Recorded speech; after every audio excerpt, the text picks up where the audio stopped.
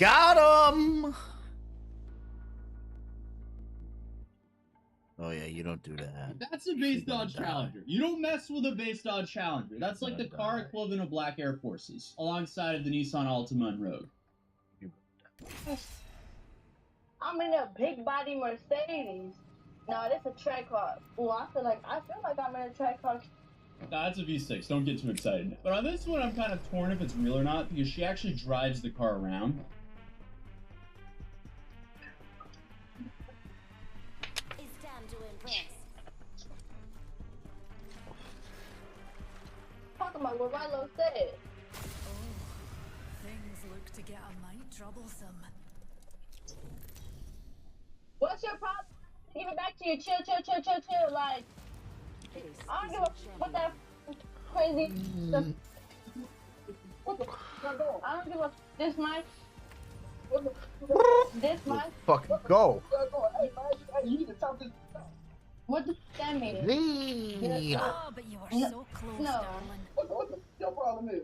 You really brought it up here. You're weird. I gotta do what I gotta do. You're weird. It was. We're not landing anywhere if you're gonna swear at me. An idea. Reckon we ought to land Maybe here. add some volume to your voice when you talk. Darlings.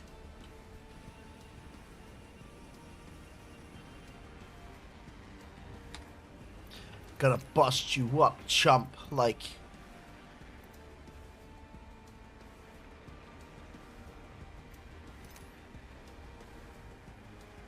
Let's head in that direction.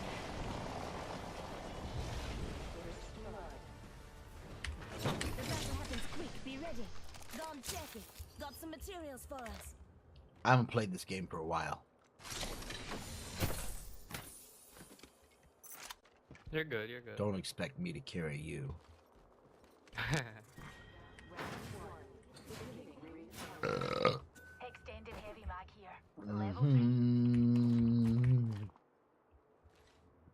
Mm-hmm. 30-30 repeater here. Mm. 1 minute. Rings nearby.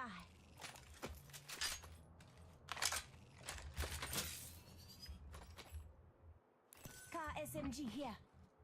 I'm gonna use your R9 that you don't want. 45 seconds, and the ring ain't far at all.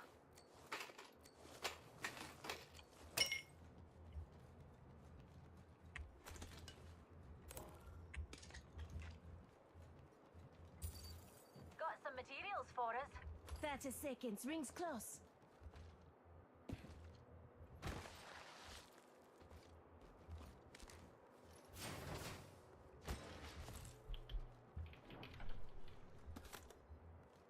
Just the two of us.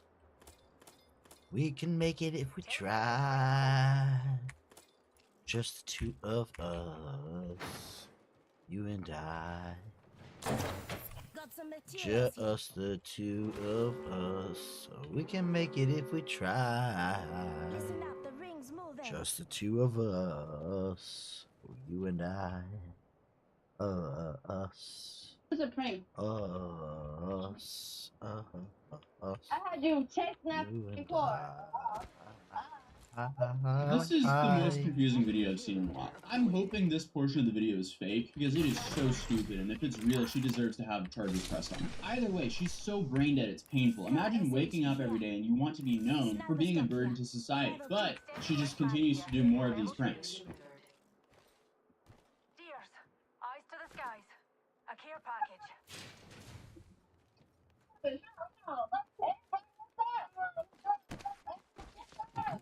We locked this. This is what you doing? You tripping? What are you doing? What are you doing? What are you doing? I would be furious if someone slammed my car door from my window, let alone get into it without my permission. But then it seems like he calls the police to report his car stolen. No, you're not. Y'all better get the fuck on my. It's a prank. And then the video just ended. We definitely just saw some female privilege in action, because let's be real, if that was a dude, that dude would have been curb stomped or worse. I can only hope this content vanishes one day, but unfortunately, I feel like it's here to stay until more of these creators actually get repercussions for their actions. There's no question that gaming computers have gotten unreasonably hot. But cooling them doesn't have to be expensive or janky. To prove it, I bought this loot box of water cooling components off of eBay. Last time that I bought stuff off eBay for water cooling, it was Optics, yeah. expensive Close and range. terrible. And this is so much worse. What have you done? I have done something very smart. See, you bought individual no-name components, while I, the savvy deal hunter, picked up a mixed lot of Level 2. premium components. We're going to see who gets the last laugh. You're laughing now. Yes, I am. Pick me up's taking us Hetzner, along with high-performance cloud servers, Hetzner also offers managed servers, which they recently upgraded with improved hardware. So focus on running your business and let Hetzner take care of the rest. We're going Only into code the freaky OG23 zone. to get 20 euros off Hetzner Cloud. We're going to have that linked down below. D5 pump, anyone? Where's the rest of it? Shiny fittings? Biomatter? Second pump? My eBay water cooling might have been janky, but I at least had everything that you need to cool a computer. Do you? I have some of these things. I have 2 pumps. No, but it's not a pump if you can't use it. Well, I have 2 times 1/2. Optics here. He's mad because he knows I'm not wrong. No, but it is. In all seriousness, I think we're going to have most of the stuff. We just need to do a quick inventory. And we've got tons of options for CPU blocks. Map show was 1, spread out 2, of the map. 2.5. And imagine we wanted to run 3-way SLI. How would we do so without this handy manifold? Or 4-way, or 2-way, or 5-way. Enemy shield. Had you looked at this before we started? Because I think this whole thing might have been a mistake. Oh yeah. What are these? Why do we have so many? Don't know, Alex. So basically, I bought a mix of fittings. Did we at least lowball the guy? We paid $275.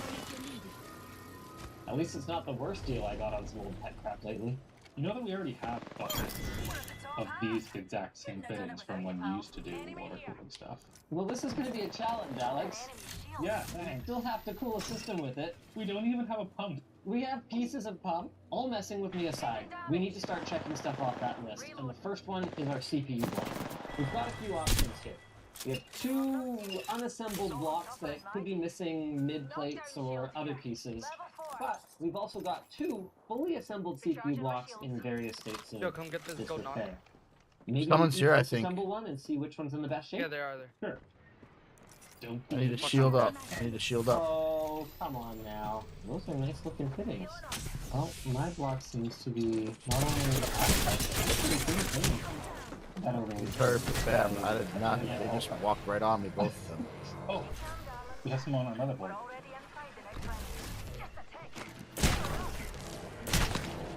How many are We there? didn't want to risk any of our healthiest hardware. We borrowed the Sub-Zero prepped board from the City Skylines 2 PC. I don't know what's worse, the fact that this is so grungy and corroded, or the fact that it's the best one out of all of them. Does Buddy never learn to put proper additive in his loop? This is what we have space in it. You know what the fuck this is? We have a lot of them. Yes, it must be this. Oh! Yeah, I'm not gonna lie, this is not going well. The good news is we have a fully functional CPU block with mounting hardware. That Damn, means nice that mounting work, hardware is for a motherfucker. next-gen socket. Okay, I was gonna say we don't. You're not planning to finish filming this today, are you? No, we're going until we can't anymore, which is gonna be very soon, it seems. We could at least sort our fittings and decide on a tubing size. I think that we need to use these ones. The problem with that is we only have 6 of these. Yeah, we can use multiple tubing sizes. I guess that's true. If the rule is that we're to use as much of our eBay bounty as we can, then we'll have to use at least a couple of fittings that fit this tube. Yeah. That way. Somebody else was on you. There's actually stuff in there. The CPU block looks good, although, as I expected, the mounting holes don't line up. Fixing that won't be too hard when we have a CNC router. For the GPU, same sort of thing. The block itself, not too difficult. Just use another CPU block. Cool, yeah, got it. Make a new mounting port, and I also have an interesting idea for memory cooling. Are we thinking the same thing? Like this Is it worth going back to get my shit? Oh, that's actually not what I was thinking at Oh, all. yeah. My idea is land much on the worse. uni- Take collars of compressions, grind one side down flat, and then just start mounting them on Hey, each he's other's actually gonna heat go sinks. for his shit. Yeah, but there's so much more to cool, Alex. The memory's kind of all that matters, though. You just point the fan in and the rest will be fine. Yeah, yes! We can remove fittings now! Oh, that's way too much. Alex, that's gonna get all in the loop. No, that's fine. It's not fine. Yeah, I think she's done. Okay, so we should have a failed pile then. Just... What is this? Super right here. I don't know. We have a bunch of that grip. Like this right here, which is not G-Porter, and I have no clue what it is. I know what this is. This goes into a radiator. Oh, like that stupid one that I brought to your house the other day. Yes. No, not like that. Oh, not like that? No, it's part of the radiator. It's a removable piece that the fitting threads into, and it just is like part of the rad, and it's on there when it ships. Oh shit. Oh, wait, that's how it worked. Okay, one side's in, one side's out, and then what happens is it goes into the manifold, goes through these fittings that have holes all over them, okay? Then that goes Do you want to bail? the fitting into the block, out the other side. So it's for four-way SLI. What a stupid waste of engineering. What a stupid waste of money in 2023. In fairness to me, I'm pretty sure these fittings are worth like $40 each. Boom. Perhaps. Nice. Somehow I get the feeling you're not being sincere. How did this get on here? Reloaded. Enemy down. Alright, do we think these work? Oh, what did I tell you? Good old reliable inside. Yeah, what about the other one? Very good. This one must be dead. Going through a lot. See that? Somebody else is here? But, gotta be real with you. I bought a thing on eBay too that I thought would solve all the problems, but it turned out There you go. He's almost dead. Hey Linus, I've got a great solution. You know how you didn't manage to get a radiator, a reservoir, or a pump? Well, from eBay.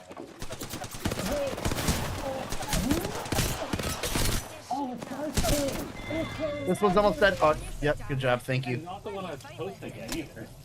I only have 2 helmets. I just can pick up what I could get. Forcibly expired.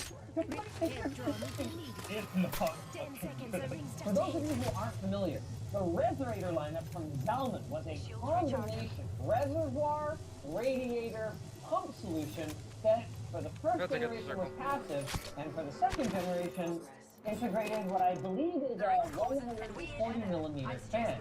The idea was that because most cases back then didn't have proper mounting points, 2 hemlocks. That's all I got. things, you could just take this, plonk it down next to your tower, or under a tree, as it were, and have it take care of all the cooling. Broken. It's not a bad idea, even today, and actually, it's very similar to what we did with the rock. You got all the blocks, and you collect the heat, and then you go dissipate it somewhere else. The outlet's in the fan. Enough cringe YouTuber reacting, though. Let's get this thing cracked open and find out how much of it we can use. Well, Linus has to look at that. We can look at all of the progress we've made with this absolute boss of America. First of all of the fittings are nice and sorted. Look at that. Also, we got really lucky with the CPU mounting, because even though we don't have LGA 1700 brackets, we can just use an old one and put some nuts on the back, and it actually works just fine. Our GPU block is a lot more difficult, though. So, Justin, who's our new fabricator, has done an excellent job at creating this little bit of GPU mounting, because even though we don't have LGA 1700 brackets, you can just use an old one and put some nuts on the back, and it actually works just fine.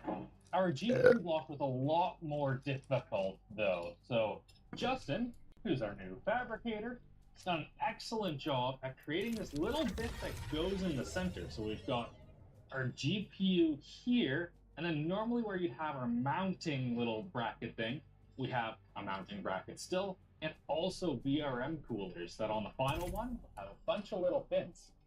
It's in there right now. All of which sounds really great. If only things were going that well on this side. We've got some serious corrosion here, dude. Look at this. Oh, what even is that? This is a time when the industry hadn't figured out that it doesn't matter what kind of additives you put in the loop, you never mix copper and aluminum. Oh, and that ignores that it's much more disgusting on the inside than it is on the outside. Oh, 100% owned by a smoker. there still might be a chance it works, though. Like, what kind of a pump is that? A DDC, maybe? No. Actually, it's a Chinese pump of some sort. I don't know who makes it. I knew it as the DB1 because D-Tech, defunct now, was the first one to bring that pump to market. It actually moves a pretty decent amount of water, and it's very quiet. Okay. It's not very reliable. Huh. That's not the end of the world, though. We probably have a couple of these kicking around if we need to replace it to get this thing up and running. I'm far more worried about if there are any issues with this board. Also, what does this even do? Sensor? Flow? That's self-explanatory. Oil? What is the oil lead doing? My guess is that it's some sort of an alarm for when you're running low on water. Do you think they borrowed this board from something else entirely? Maybe. That would be hilarious! You know what? Why don't we take a quick... Oh, ew, why would you do that? Stop. Just throw it away. Ew, Don't be oh, embarrassed. again. It happens to everyone sometimes. Oh, that's from inside the fitting! This is a Wait, really let me help you get those expensive fangs fitting. out of the This is from floorboards. Holder. Oh, Dumbass. can we use the other side? Here we Is that go. around Right, here let's somewhere? check out that This one snapped off inside this, so I'm thinking no. That would have been really nice. These are high quality quick disconnects. The good news is, I got a lot of quick disconnects in my bundle. Not such a bad value. Yeah. I'm just gonna get all of this disconnected. Wow, this is a really cool front panel. It's got a volume knob, Yes. which actually makes sense because this is marketed as a silent CNC. So that's not the volume of water that it's moving, it's the sound that it is making, which I guess is directly correlated work. with the volume of water that it's moving. Hold on. It's a double entendre. Also, we've got a fan speed monitor, flow rate monitor, and stuff. Oh, not gonna lie, before he started rolling, I lifted this off for a second to kind of prep what I was gonna say. The smell that hit me I believe was that. otherworldly. Healing up. I'm gonna take it off, Dad. This is really gross. Why? That was a mistake. Oh! Sorry, Glenn. Part of the job. Come get the close-up. No, use the zoom. Use the zoom, brother. Level 2. Holy crap, Alex. Yeah. That thing you're poking at, that's supposed to be an inlet. What? It's completely clogged. Oh no. It just looks like a little spot of corrosion on the inside, but that's supposed to be a tube. Oh dear. Ooh. Got an Evo shield here. Level 2. Oh wow, this piece of tubing just blows off.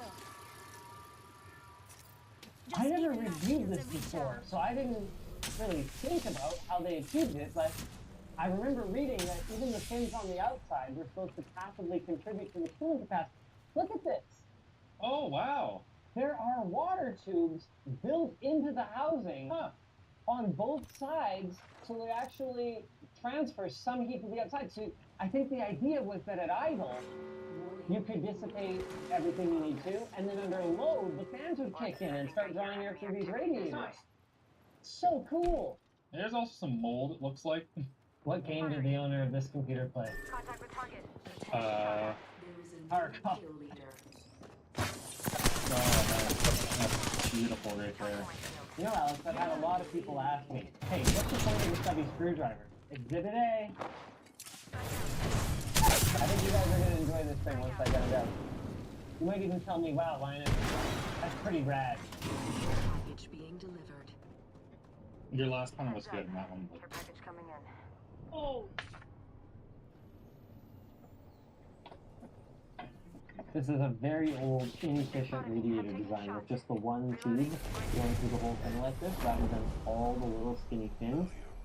If it wasn't for the proprietary mount, I wouldn't even bother salvaging this thing. It sure cleans up nice though, hey? oh yeah. Whoa. Oh, it's leaking. After about an hour, I have the reservator completely apart. Now I just get to spend the rest of the day cleaning it all up. This is the point of the build where things get really high stakes, because if we screw up, instead of just destroying some rancid old hardware we bought on eBay, we will be destroying real good hardware. I'm looking at, wow, a 13900K on an ASRock Z790 Taichi Lite motherboard, which, okay, is a little worse for the wear after we took it Sub-Zero before, but it still works great.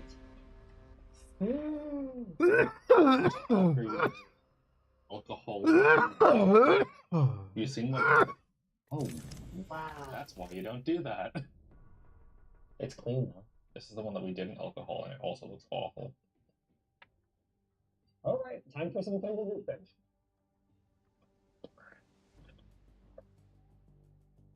Need fittings. I could go with bent boys like this. I could go with convoluted boys like this. But we all know I was gonna end up Oh no, don't do that. with these. Oh no.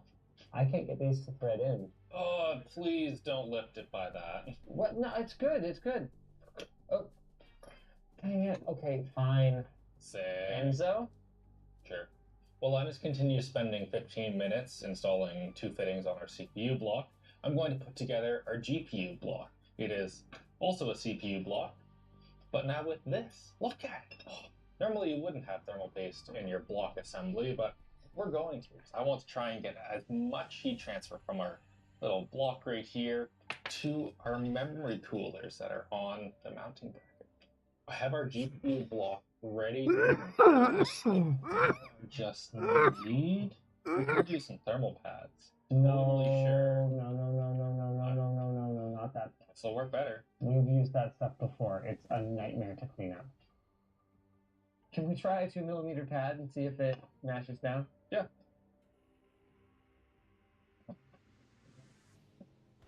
This is the graphics card with 1000-watt BIOS and no thermal limits. Yeah. We want thermal limits when we turn this on. Alex, what's the plan for cooling the rest of the board components, like the VRMs? Point a fan at it. I think Alex put this perfectly a couple minutes ago. It's all the hassle of working on a crappy old car, but with computers. We haven't had to angle grind off old rusted bolts though yet, so that's a plus. Hey, you're not done with that resonator yet. There's still time. More distilled water. I'm thinking this for my tubing run. Huh? I'm ready. What do you want to put in here for a test? Some of these fittings obviously need some help. Yeah. First test run. Here we go. First test run. All the things. Jeez, Kate. Keep your feet on the ground. Holy shnikes, boys and ever. Check this out, Glenn. This is awesome. It's smoking. An old reference.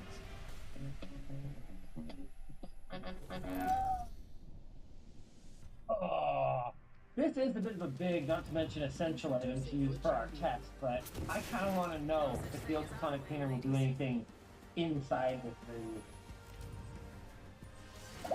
Now it's time to find out if our one complete pump actually works. It is very submersible. What did you... Still? I mean, you took it apart. Well, I tried to take it apart and then realized it's just epoxy. Great. Yeah. Oh, hey, there it goes. Oh my god, I can't believe it. Old Faithful. Oh, I'm so excited. Oh, wow. I can actually Enough touch laminate. this now without feeling disgusting. Yeah, you Maybe can even with look my at tongue. Oh, We both went the same place with it. the best part is this is the only bit that I didn't actually clean. I just like quickly wiped it. Really? Yeah. There's 2 things that I'm not totally sure about, and they're both back here. First of all, these connectors. Yeah. It's gonna leak all over the place probably. And second, we currently do not have power, but that should be fairly easy. I think we just cut this, wiggle a lever enough, have a little thingy right here, and it goes to molds. Sorry, this video is just like, we're barely here at this point. Not this video, this project. It started stupid and got way stupider. So many man hours of opportunity cost. I mean, we could have reviewed 14th gen, Yep. but we didn't. We did this. There's water coming out of it, and we haven't even put water yet. Oh, cool. First blood. See, Good thing it's it's not us. fine. Oh yeah, it is. Give it the dab.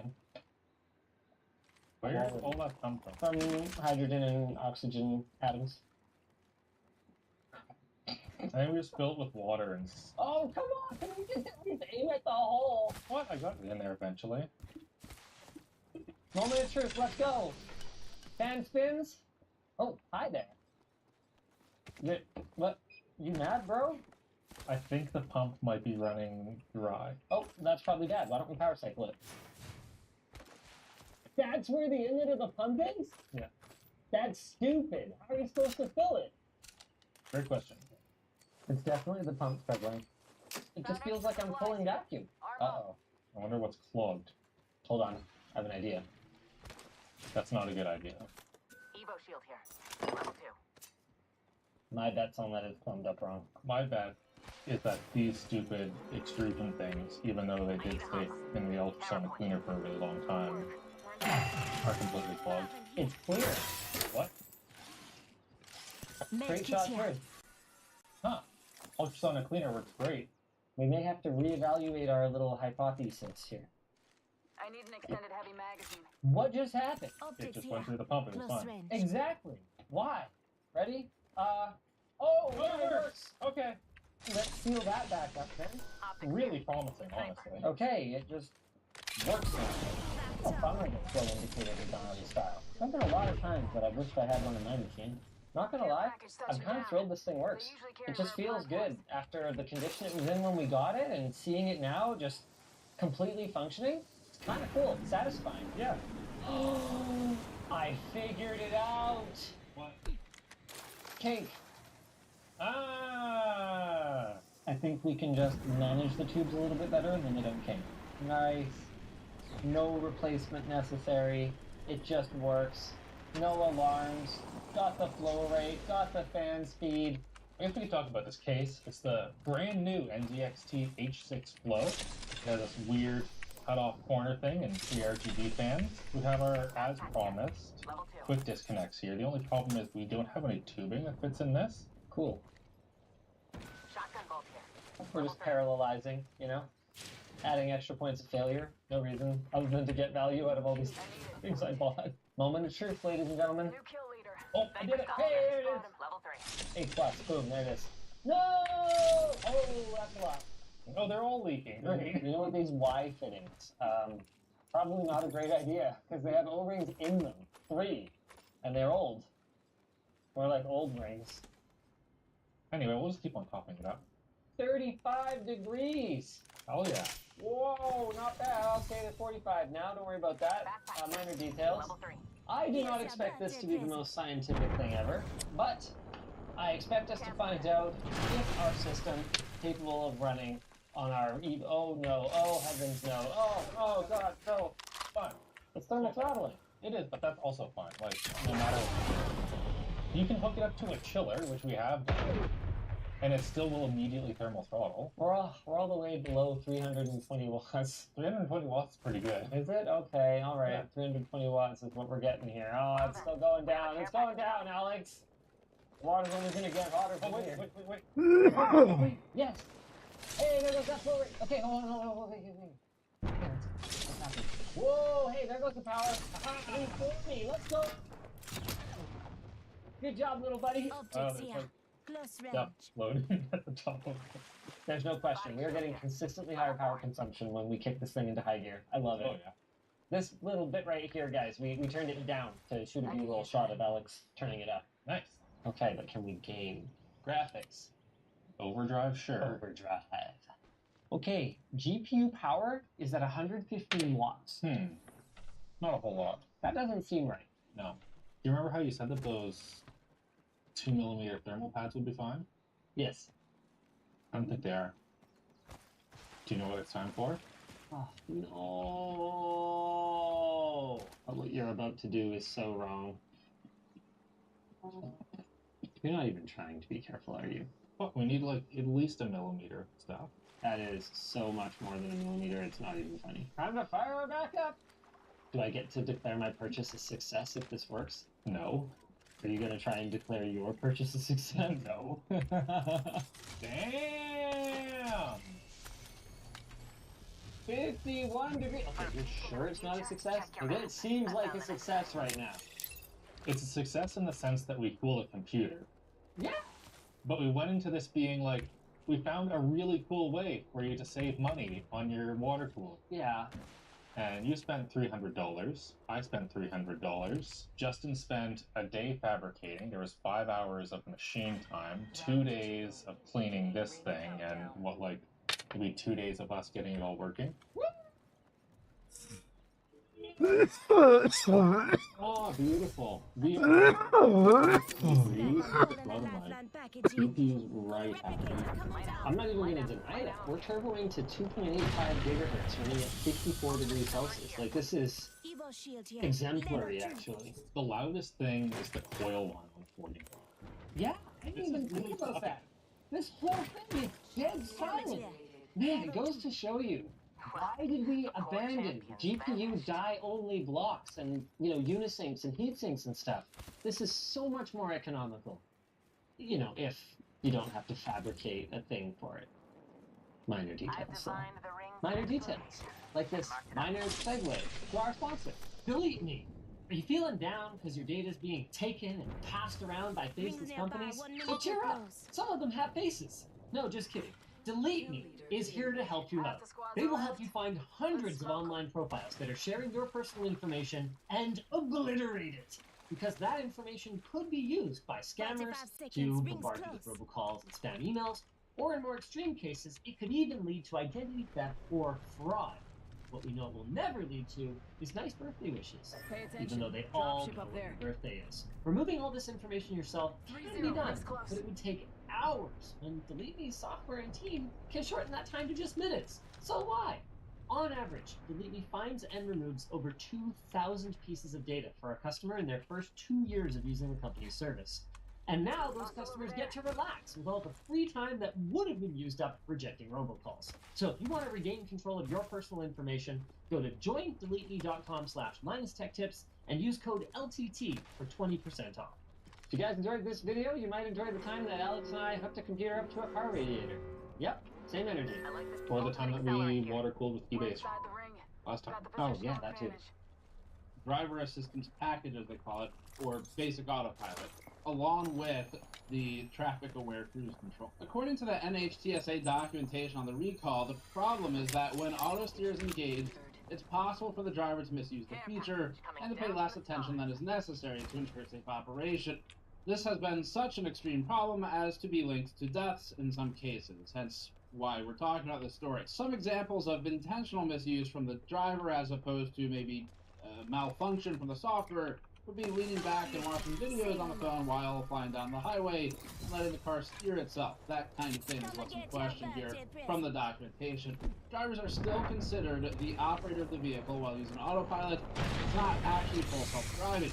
The car monitors both the road conditions and the driver to deny turning on features if conditions aren't right, and in theory to ensure that the driver is paying attention while it's enabled. Although there are plenty of videos of people irresponsibly and intentionally tricking these mechanisms, they're not the smartest mechanisms from the videos we've seen about that, Took some but material. ultimately you're kind of just screwing yourself and whoever you run into if you do that, because that is putting an awful lot of trust into the car to not do something wrong. So don't do that. The NHTSA document reads, quote, "In certain circumstances when auto steer is engaged, if a driver misuses the SAE Level 2 Advanced Driver Assistance features such that they fail to maintain continuous and sustained responsibility for vehicle operation and are unprepared to intervene, fail to recognize when the feature is cancelled or not engaged, and or fail to recognize when the feature is operating in situations where its functionality may be limited, there may be an increased risk of collision." Tesla maybe obviously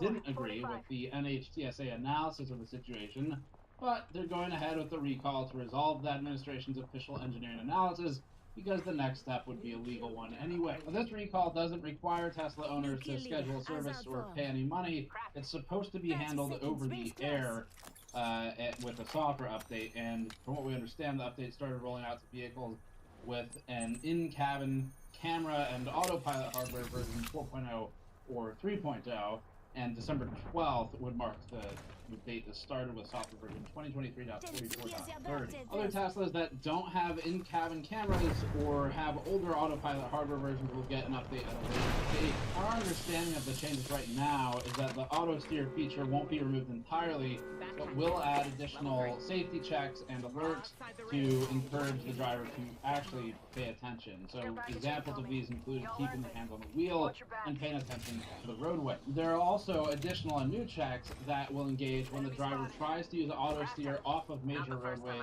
or highways. And finally, the car may suspend, this is actually pretty interesting, may suspend the driver's option to enable auto steer at all if, quote, the driver repeatedly fails to Let's explore demonstrate that way. continuous and sustained driving responsibility while the feature is engaged. We're not car reporters, so we don't know if this is a first or not. You can let us know in the comments if you're aware of something like this, but certainly it may be an industry first, as far as we're aware, to actively deny a user access to a feature they paid for, specifically because of what the vehicle perceives of as being potentially dangerous behavior, as opposed to, say, you forgot to pay the DLC cost for your heated seats or something. Right on the heels of the PS5 Slim launch, there are new rumors and leaks of an alleged PS5 Pro. These come from the user randomly-random67 on Reset Era forums. We look forward to reading about how... Where you shooting to? Their MySpace bio. The post summarizes previous leaks primarily, such as the PS5 Pro's alleged codename Trinity, its AMD SoC codenamed Viola, and the CPU upgrade being, quote, rather small.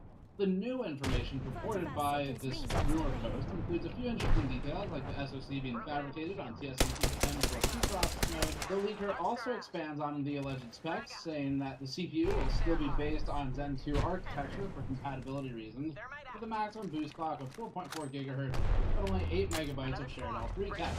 Randomly Random 67 also posted GPU specs, allegedly based on RDNA 3 with RT improvements from future RDNA 4 design. The rumor claims 56 active CUs on a total of 3584 shaders, running at a 2 GHz target. It also claims 16 GB of 18 gigabit per second GDDR6 VRAM on a 256-bit memory bus. On top of those rumored specs, the leak also claims that the PS5 Pro's SoC would feature an XDNA 2 NPU, which would be used, in theory, to perform hardware acceleration of Sony's own temporal machine learning process for upscaling techniques. Believably, this would be a core feature in the PS5 Pro to get higher than 30 FPS performance at 4K resolution in the game. So finally, the post claims that Sony's reveal will be September of 2024, which is so far away as to be basically an irrelevant point right now, just because a lot can change in that time, even if this is accurate today. Sony did have a State of Play event, though, in 2023. I am not big friends, and as usual, please put that up next, E3 is dead. Good riddance. We previously reported on E3 2023 being canceled this year for both the online and in-person events, and that was at a time when it was easy to speculate that this would be the outcome, the death of the event. Turns out, the speculation was right. ESA decided officially to kill E3, the gaming industry's formerly largest annual event, and the E3 website has been updated to a single page with a short statement. Quote, after more than 2 decades of E3, each one bigger than the last, the time has come to say goodbye. Thanks for the memories. Good game well played. Now, E3 for many years was strictly a media and industry event, with what we thought were stringent and unfair admittance guidelines. And then more recently, the event, well, actually on and off, but the event, when it started to struggle at various points over the years, decided to open up the doors to more general attendance and sell admission tickets to the public up until its final in-person year in 2019. There was one more E3 after that in 2021, but that was strictly online. Interest from large industry players started to wane as console manufacturers and large publishers started hosting their own events, which are logistically, in some cases, easier for large companies. On top of that, shows like Summer Game Fest and the Game Awards seem to have taken on the spiritual successor role to E3 in the public eye. And we want to give a shout out to PAX here as well. PAX has multiple events. We've been mostly to the Seattle and the Boston-based ones over the years, and that has been an increasingly relevant event. They've also basically booths there in the games. They do some announcements, but it's more of a consumer show. We've been to that one a lot, and it's great. I mean, every time I've been, we've really enjoyed it from both the sort of fun side and from the professional side. It seems like that has a lot of potential to do. If you're curious, it's not uncommon for these events to cost companies upwards of hundreds of thousands of dollars just for the booth space alone. It's primarily true for the large booths. Some of the smaller ones, like the 5x10s or 10x10s, often get absorbed into like an indie mega booth type of thing. Those are more affordable, but still expensive. But these large game publisher booths are extremely expensive. And to give a concrete example, CES is kind of the hardware industry's equivalent, in a sense, of E3. It faces stiff competition from Computex, which has been chewing away at its sort of the interest level over the years, the one we favor now. But CES had a vendor where we confirmed they spent $2 million between the booth space, the construction of the actual physical booth, the staff on site, and whatever logistics and internet services and all that stuff that they had just a few years ago, right before COVID. So the show is very expensive. Not a surprise to see publishers starting to go their own way instead. Maybe the biggest pitfall here is that smaller game developers have fewer opportunities to try and get out in front of people because they need that discovery platform, but they can go get that from these other shows, again, like TAC being a great example. But speaking of things shutting down, game development studio Fantastic, which...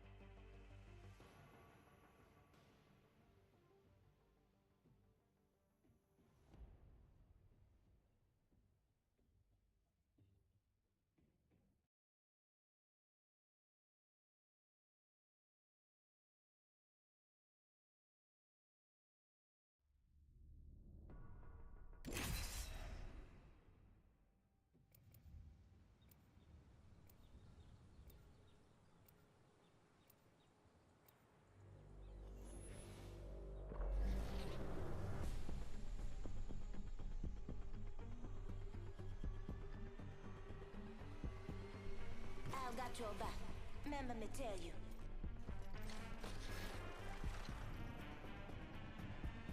Runway's green as grass, and we are ready for takeoff in 10. You could say I'm looking to make a bit of a scene.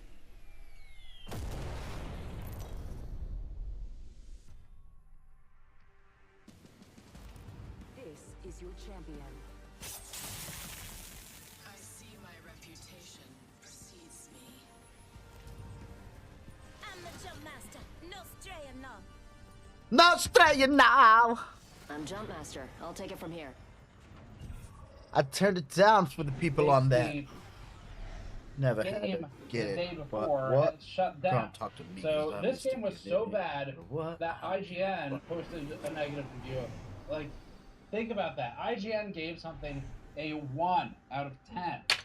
Now the writing was on the walls. In fact, the walls were already up and was putting writing on it. But they still gave it a 1 out of a 10. That's impressive. The Steam reviews sit with an overwhelmingly negative rating, with only 15% of the nearly 22,000 reviews right now, anyways, being positive. Fantastic's website has been updated with a single image statement. It says, quote, "Today we announced the closure of Fantastic Studio. Unfortunately, the day before has failed financially, and we lack the funds to continue.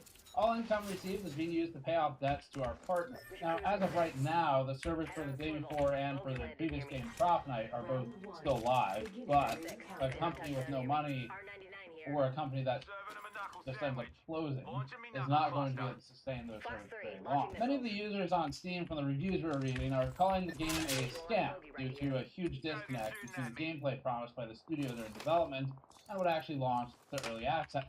In short, the game was supposed to be an open-world MMO, but what people got to play was more in line with an extraction shooter, and specifically a really, really bad one.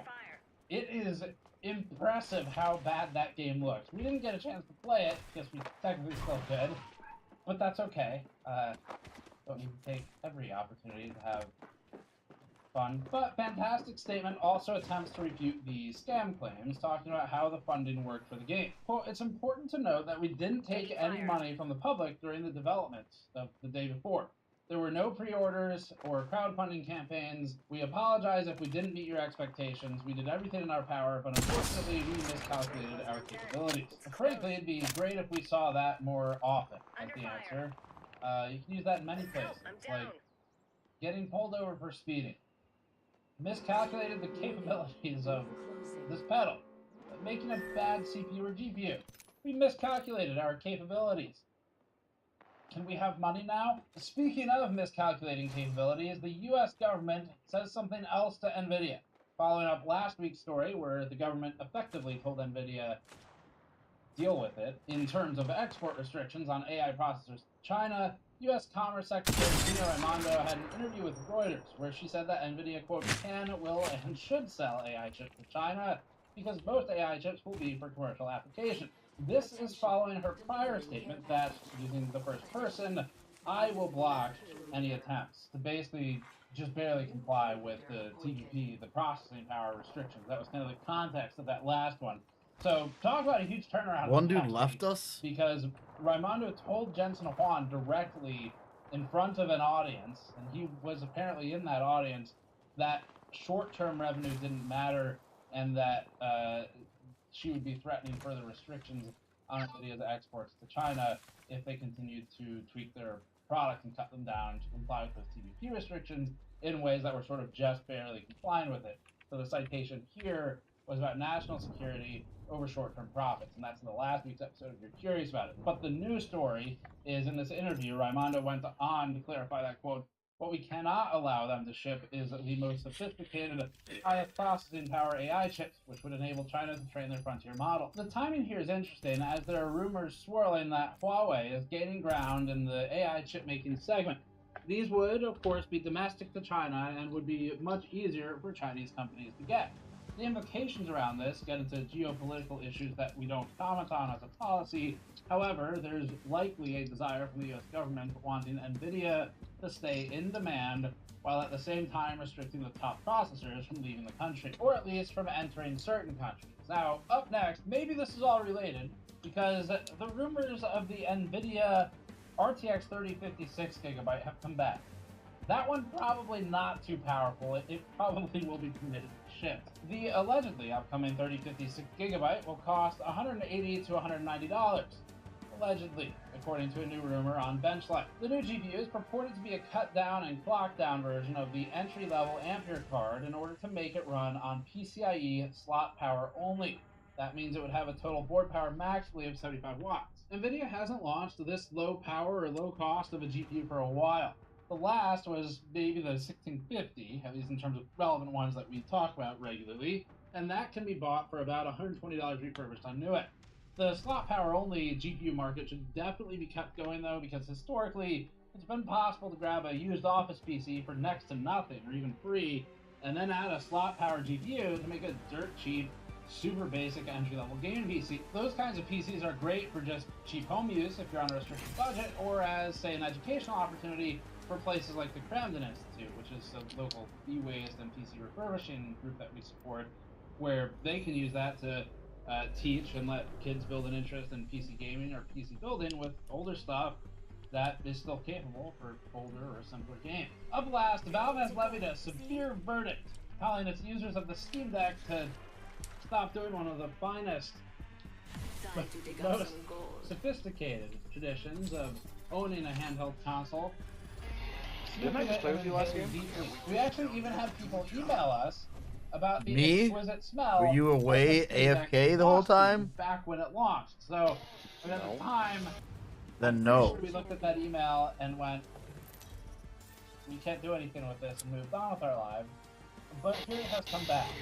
So, in short, You sound like an Valve angry says elf. don't do that. Reddit user Metapod100 posted Really, an am I exchange an elf? on I came from the 14 North where the Pole user today? asked What the the forbidden fuck? question, quote, is it safe to inhale the exhaust fumes Not from the bad top thing. vent of the Steam Deck? Okay, Rudolph. It's sort of a meme to enjoy the fumes, but I think I kind of like it. I like Valve this. then weighed its options for 4 days before replying, which, to be fair, is only responsible for such a well-cultured issue as this.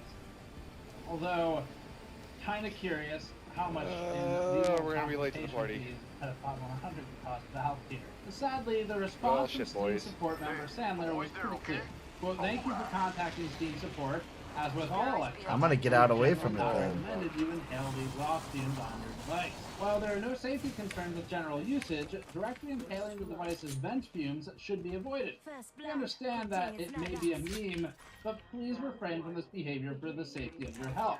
Taking that information into deep consideration, Metapod 100 said, I think I'm just going to keep doing it. This actually puts Valve in a really tricky spot, because they don't want to say, no, don't do that, and then have people think, oh my god, the Steam Deck as a whole is unsafe. Of course But they they also have a really don't want bloodhound. people just Of course they intentionally and do. directly breathing in exhaust fumes of hot Blow. plastic, fiberglass, and Broke him. thermal paste. He's broke.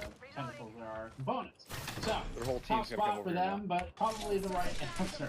So it's hard to kill a meme, but Green, you wanna help us out? in this instance, unfortunately, the most advanced and sophisticated Sure, yeah. Let me come over with my 30-30 and my. have to get this thing going. One Maybe that's broke, the next that thing broke. that can be bottled up and sold online. Thanks for watching. Subscribe and support as always. Steam Deck. Buy our new Steam Deck VMware. He's down, We're not got my gonna guy. sell it. Don't He's go down. looking for it. It's 2v1, green. Bro, this guy left us to die. No way. So 3D printing. I left you. You guys landed on some stupid shit. Smooth dome that gradually changes over time. It ends up creating. I didn't hear you a lot say of anywhere layers. else. And the reason for this is as you go up this part, the slope of the I part downed my guy. changes, so that as each new layer comes up, which is essentially a planar pixel, when you move up one area down here, it's just the layer height change that you can see visually. But when you move up the height up here on the top, where the angle is very shallow, the edge of the layer not only moves up, but moves inward a good distance in order to follow the curve of the upper surface.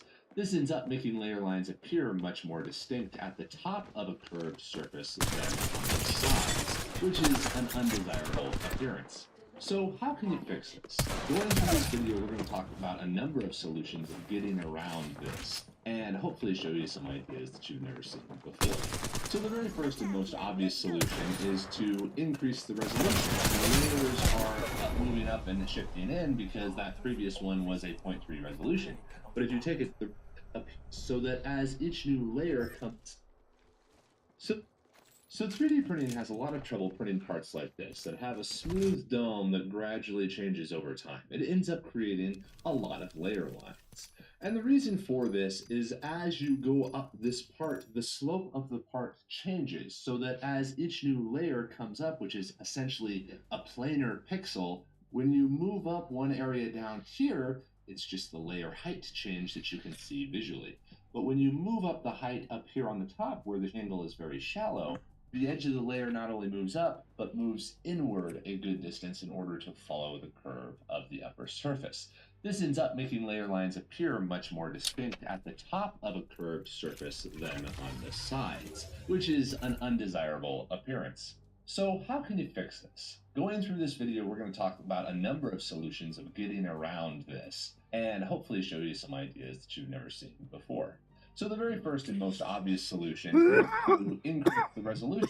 The layers are moving up and shifting in because that previous one was a 0.3 resolution. But if you take it down to a 0.1 resolution or even smaller, then the change in the curve is not so substantial that it's really noticeable, and you end up getting a much better surface finish along the top of the part.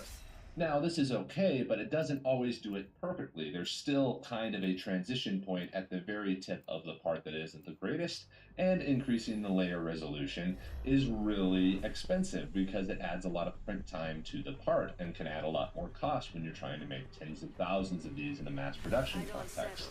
So changing the resolution isn't always the best idea, even though there's some ways to make sure that even though we increase the resolution from 0.3 down to 0.1, there are ways to make sure that the print time isn't dramatically as increased as like 300%. It's just made about 50% slower than the traditional part. But that takes a lot of setup and requires much more confirmation, which you don't really want.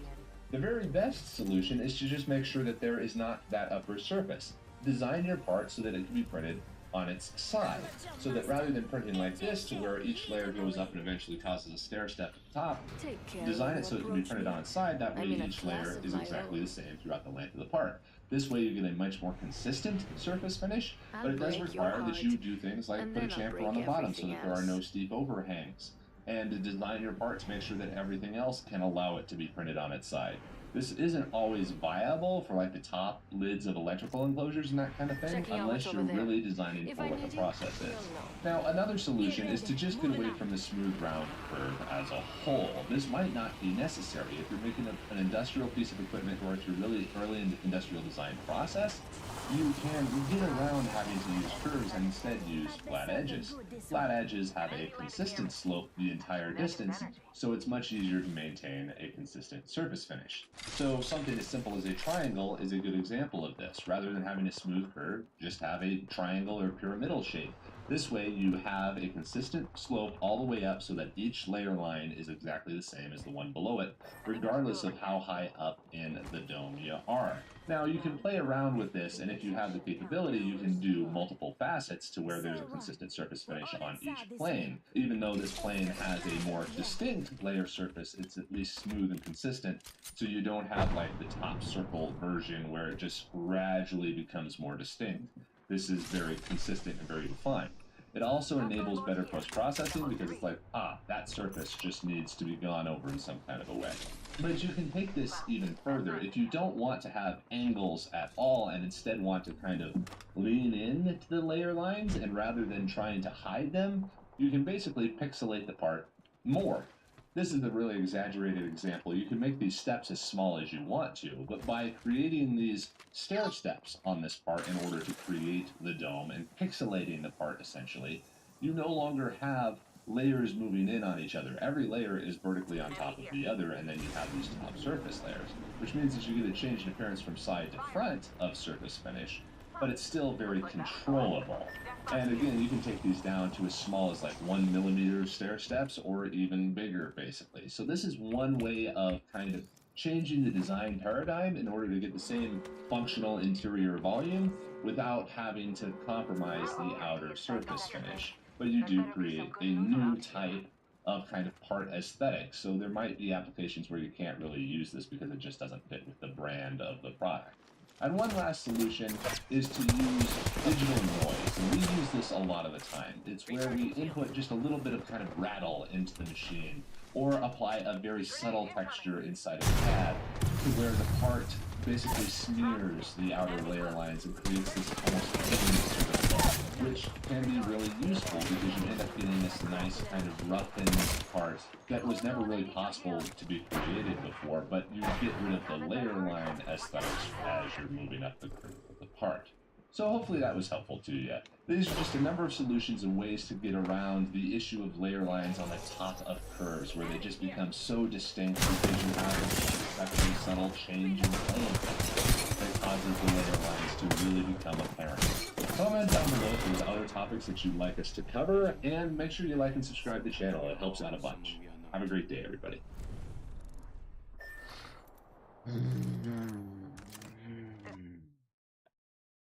So, a surprise to no one, as I've told you, the RTX 4080 Super and all of the other Super components will be cheaper at launch than all of the previous generations. You know why? Because they didn't sell very well. It's almost like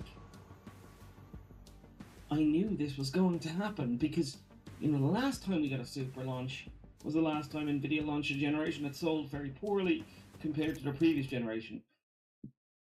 Excuse me. So therefore, they had to mid life cycle refresh it, because Nvidia will never admit they're wrong or they've made a mistake. So instead of doing that, what they do is they relaunch the silicon. They rejiggery pokey the lineup to give you better performance. They scale everything back a little bit, and they give you what you should have gotten from the initial launch, because Nvidia learned that you didn't, and they waited that whole year for the node to mature enough that they could give you that silicon while not costing as much as the original. This is the whole, it's a bit of a long story, but if you know anything about silicon, you buy a big 300mm wafer, and then out of that, whatever, not 300mm, whatever, you buy this big wafer, about the size of like a 9-inch pizza, right? And on that wafer, you can get a certain amount of chips from it, right? And if you can make a certain amount of chips out of it, the smaller the chips you make, the more chips you can get back. Because if you're cutting them all from one thing and you're paying the price for the wafer, well then, if you can make more dies per wafer, more GPUs per wafer, you get more graphics cards, which means that the smaller bit, you just make more money per wafer, right? And it enables you, if they're getting really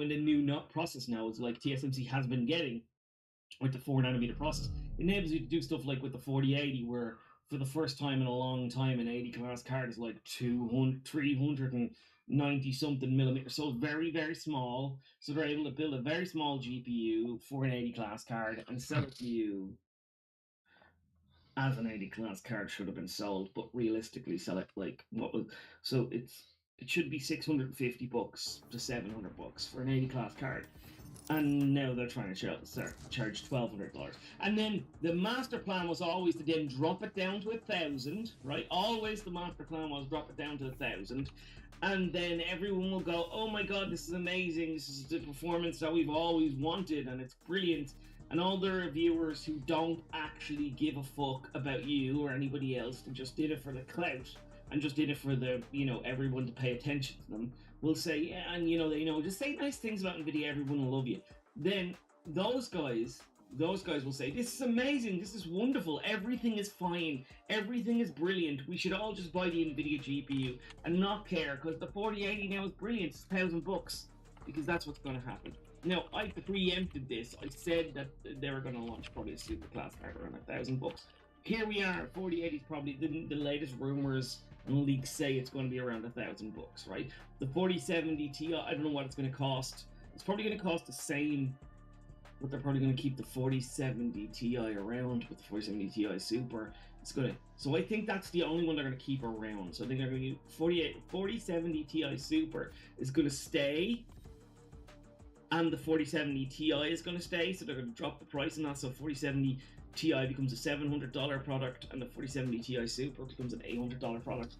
And then I think they're going to get the 4070 is going to go away, and the 4070 Super will replace it at its $600 price point, which is actually a price increase, boys, because we've been selling that 4070 for $550 for a while. And Jay did a video today, and Jay didn't actually know the MSRP on that GPU because he was so surprised. He was like, "It's $599, isn't it? Oh, it's $499," and yeah, and now it's like, because the AIB partner cards are $50 more, and I'm like, no, that's not what it is, Jay. It's $600. AIB partner cards are $549 because it didn't sell and nobody bought it, so they had to price reduce it from $699 or from $599. So they had to do that in order to sell the product because nobody cares about it. And this is what's happened across the whole spectrum of these GPUs. They didn't sell, nobody wanted them, nobody cared about them. They sucked all of the air out of the whole GPU market. Everyone got down in the dumps about this pricing, and now you're going to get this whole revamp of cheap GPUs with the connotation that Nvidia gets away with 40, 80, Match found. 80 classes going from $700 to $1,000. File open recent crime. Anybody see where I'm going here with this one, right? So last generation around, they launched so in the 20 series they launched an 80 class Apple card underscore at, Beast 10. $800. Hi.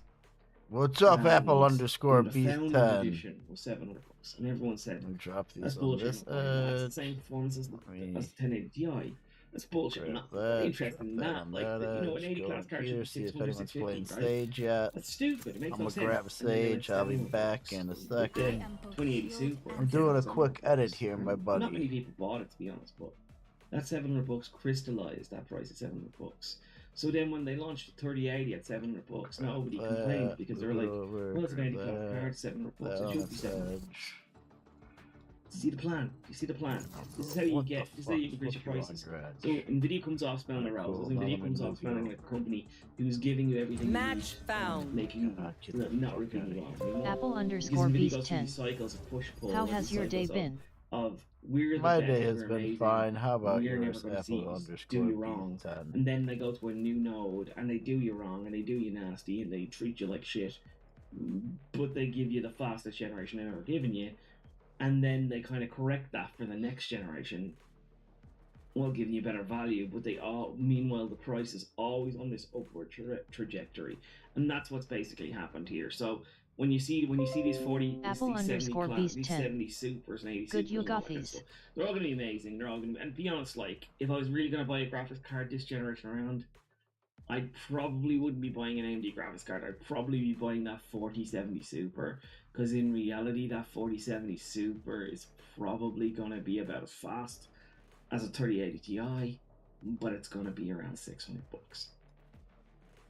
You know what I mean? It comes with all of the frame rate thing that you can put in, the fake frames. It comes with the faster ray tracing. Comes with 12 gigabytes of RAM and all that kind of stuff. Now, I have concerns about the memory bandwidth on those GPUs, but basically that's the card that I would $600 bucks. I hope it's going to be cheaper. I hope it's going to be 500, but that's just hope. I really can't see Nvidia doing that. I hope it will be 500. It's 500 bucks. Cool. I'd probably pull the trigger on it tomorrow, to be honest. Like, genuinely would. But like, I don't think it's going to be that. So basically, as we know, in a surprise to no one, the Super launch is coming. It's coming in January, as I said previously on this video. People are trying to act like this is news. It's not news. We all knew CES were going to launch. Yo, you got this. Launch with a price decrease. I got this. Said this before. Master the reason why Xiaomi has like the Honor brand and all of these other brands is because they don't want to dilute their main brand that they spend so much time building as a premium brand, right? This is what Nvidia does as well. TI is their premium brand. They never know a TI card unless it's you're going to be charging a premium price for it, right? There's a reason why top of their line 4070 costs $600 4070 Ti premium brand $800. That's a premium product with a premium price, right? There's a reason why they created the 4090 instead of a Ti, because they wanted an extra SKU higher above everything else. They wanted to bring that price up above everything else, and I couldn't have brought the TI because TI just means significantly faster than the 80, but not with all of the like extra memory and all that kind of stuff. No, 4090 means like new echelon of performance. Now 4090 Ti would be a new echelon above that, right? And a very premium price on top of it as well. We see with the 4090 Ti, it was $2,000. Anyone attacking us See what I mean? can answer to me. Right, so one came out at $1,500. We've never seen a GPU that expensive before. And then they came with the 4090 Ti, which was a new echelon price. Everyone have that we've never seen comms. before. We've seen the 3080, 700 bucks. 3080 Ti. Yeah. What's up, gang? You guys ready to win this shit? In the mills of time that was actually supposed to be. You guys ready to win I this lost shit? my last. Yeah. I've lost my last But two. Same. I'm it's doing always so the bad right now, premium dude. price It's so upgrade bad. over It's the okay, you know? We'll non-TI pull through. It's okay. Super denotes. You I had don't wanna 21 tarnish your kills brand. last game and That's still TI. we TI is lost. a product. You don't That's want to crazy. denote it. So You're so you add a crazy. You're super so at the end good. of it, and now it's price cut. Right? And NVIDIA will never admit that, and NVIDIA will never say that because they don't want to admit to the fact that they're doing that, but that's the reality of what they're doing behind the scenes. But the reality of what they're doing behind the scenes is they know that their prices have been too aggressive, they know their prices have been too stupid, they know their prices are too greedy, and they know that they have to drop prices in order to continue to sell more gaming GPUs. That gaming section, it's inflated for a reason. Raina, let me hear you. You know, No, it's okay, I'm not coming around the as outside. As NVIDIA wants it to be, and I know their shareholders are looking at that number. So realistically, they want to drive that number higher for next quarter. One enemy remaining. You can heal. You crazy Sage. NVIDIA knows the whole AI thing is calming down now. Maybe everybody who wants an AI GPU has got one. A lot of the other driving principles behind that driving gaming. So gaming was very high last quarter. A lot of driving gaming. Good work, lady. 49 being sold to China. China was big. Hell into, yeah. We want to buy You it. see? So maybe They're NVIDIA knows they're going to get a weak gaming quarter next quarter. So they're trying to find a way to drive gaming into the next quarter. I think if they do drop the price on these, if you can get a 4080 Super, which is going to be about 5% faster than 4080. For like $1,000. I mean, it's heading in the right direction. I hate it, and I know what it's going to be used as a stepping stone to bring us 80 class cards, never being below $1,000 ever again. But in saying that, it's a step in the right direction. It's a price decrease by $200, and it's a faster graphics card. The 4070 Ti Super, that's $800, but now it's going to be as fast as the original 4080 non-super. Roughly, it's going to be in that performance tier. Now you've got a 4080. Everybody wanted 4080 for 700 for 700. Omen and Fade are C. Even though it doesn't have the name, and even though it doesn't have like all, it's going to have 16 gigabytes of VRAM, and it's going to be roughly around that performance. So I mean, you can't argue with that. And then the 4070 Super. It's going to destroy that 7800 XT. One enemy remaining. I think the primary thing to bring about Don't let me get killed. is that if you are somebody who's a fan of value,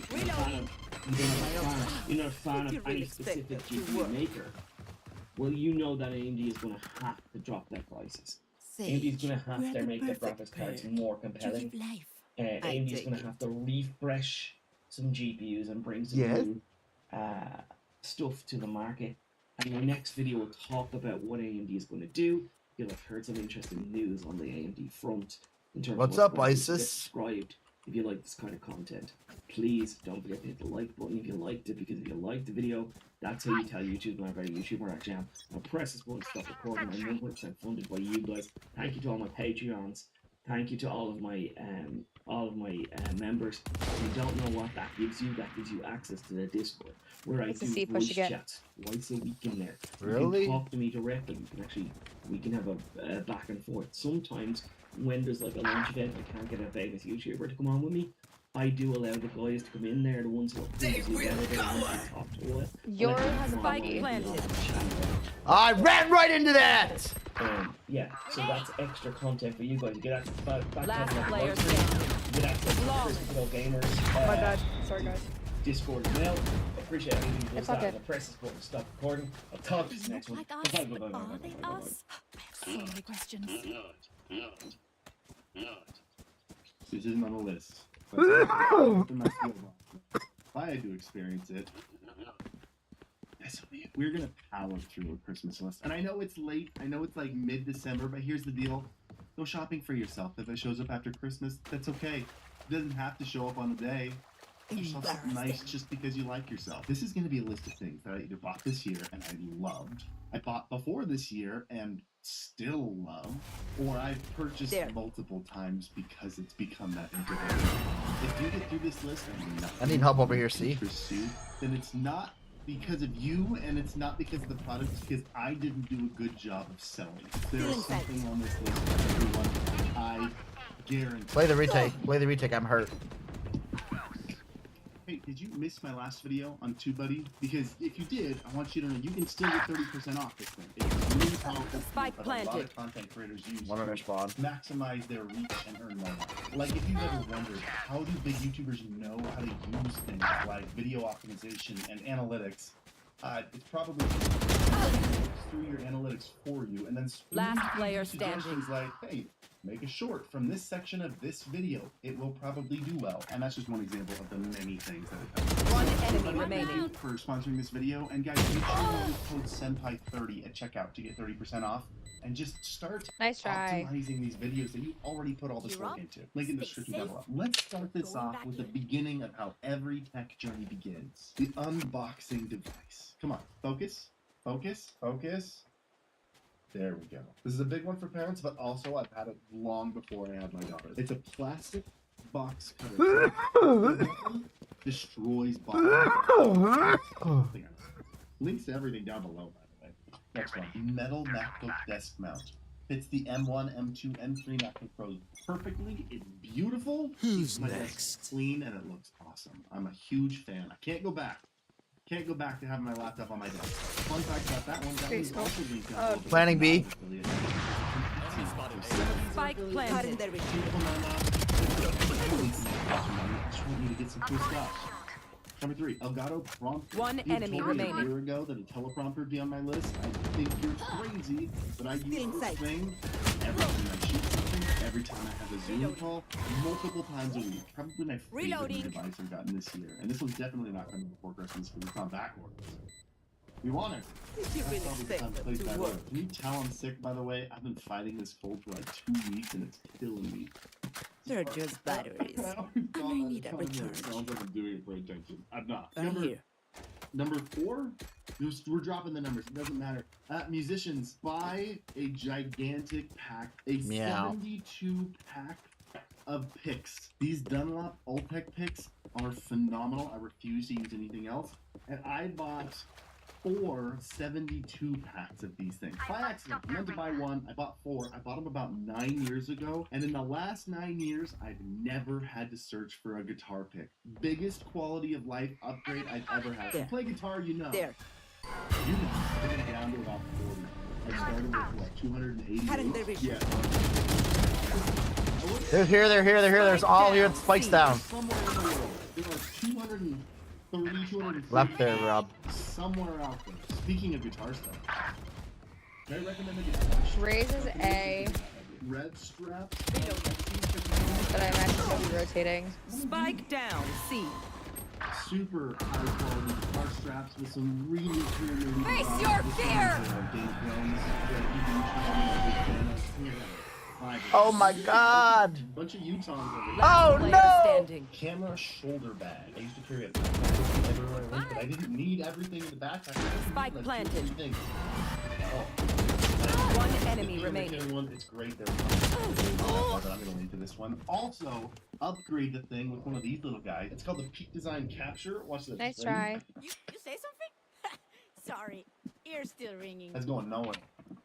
Hands free all day. Seriously, I think I bought like 4 of these things. Usually I have one of these on my belt. so I Race can tends just to throw my go camera A on my no belt matter like this. But I where also they have one go. of these drilled. I drilled holes into every one of my bags. Destroy the resale value of those bags, but that's okay. And I mount one of these guys directly onto it with a little Can you see it? Hold on. With another pro pad on there, just for extra stability. Here's what you probably haven't thought of. Give someone the gift of learning a new language. Give them credit on a website called italki. Italki is where I found all my Japanese teachers, and I've legitimately found lifelong friends on there. One of them I actually met up with last time I went to Japan, and my very first teacher still teaches me. It's been like 5 years. Probably really disappointed in my Japanese. I should be better after 5 years. I'm sorry. Reina's A. Spike down B. The gift of tongues? The gift of tongues. This one's my latest obsession. Little gallium nitride chargers. Sounds Band like she just chargers? took I rope. spent an embarrassing amount of time looking at anchor chargers. These things are sick. This thing, hold on, I gotta find it. This is a 100-watt charger. Where'd the spike go? This Oh, spike's here. is a 100-watt charger. This one charges one thing. This one charges 3 things. I bought one of these for my family because there's like an area on the table that everyone charges their stuff. And it's One like enemy remaining. crowded with chargers and cables. One charger now. Here's a good one. The DeWalt electric screwdriver. Watch this. You hold this button right here. It spins whichever Come on with way an you Odin rotate. from that site. Less than $100. Of all of my tools that I've bought in the last couple of years. Good word. Oh yeah. Have you guys seen the Ninja Creamy? Do you know what I'm talking about? The ice cream maker made by that blender company, Ninja. Do you understand how much homemade ice cream I've eaten in the past 6 months? And like, regret-free. It's all just protein ice cream. I literally make my favorite ice cream flavor from vanilla protein shake, extra vanilla protein, and then matcha powder. It's just a straight protein shake, but in ice cream form. It tastes like ice cream. Oh, and then I throw a bunch of mochi in there, so there's still got the sugar. I should probably not do that. I don't want some right now. Give me 1 minute. Enemy spotted A. Oh, they're on me. They're on me. Oh, shit. I'm rotating out. We're retaking that. There's like 30 grams of protein and a little bit of mochi. Speaking of matcha flavored stuff, how about the most matcha flavored thing ever? They will come. I'm sorry. You get a matcha making kit on Amazon for super cheap. And Spike I'm planted. obsessed. It's like become a daily ritual for me. Highly recommend it for anyone looking for a new self-cleansing ritual in their life. This guy is something I can't give up on. 110 fade. Raises an off. Last player Also, standing. a perfect vlogging arm that also has a little hook onto stuff if you want to point it straight down, or you One enemy remaining. or hook it in. This is my favorite little vlogging platform. Next one, huge announcement. I should have said this in the beginning.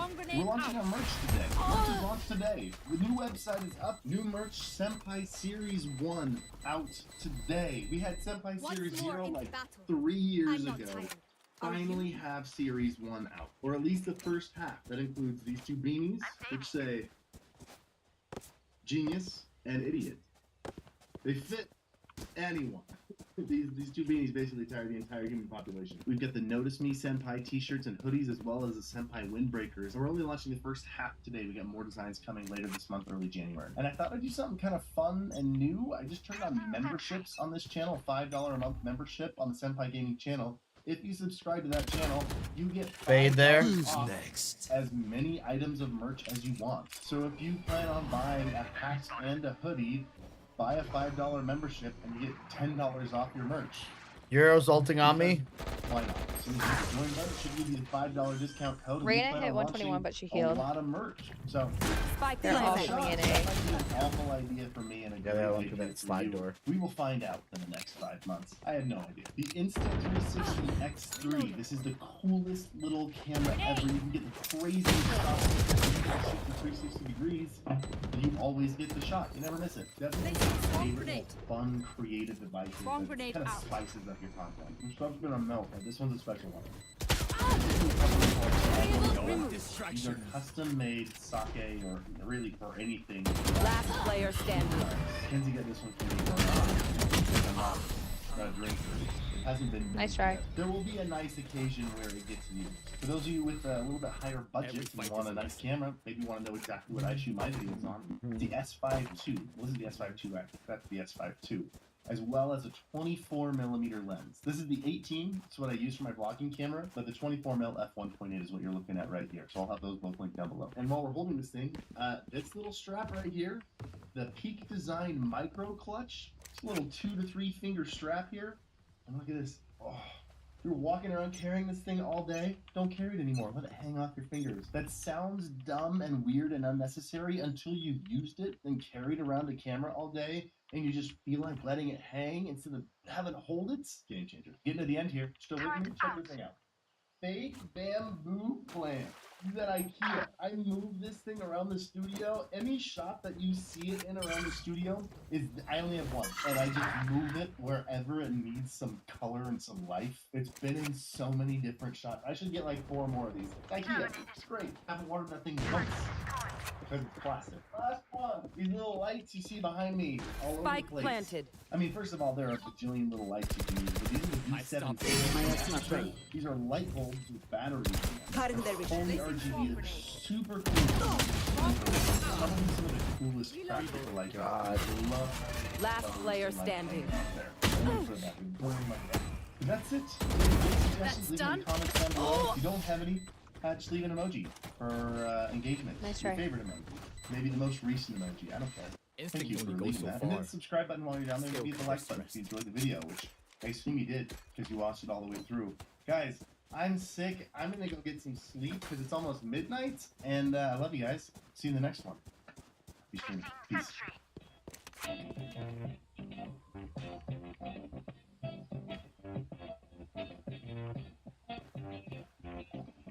Hello, guys and gals. You Buddha and 6 years it took me to get here. 6 years, ladies and gentlemen.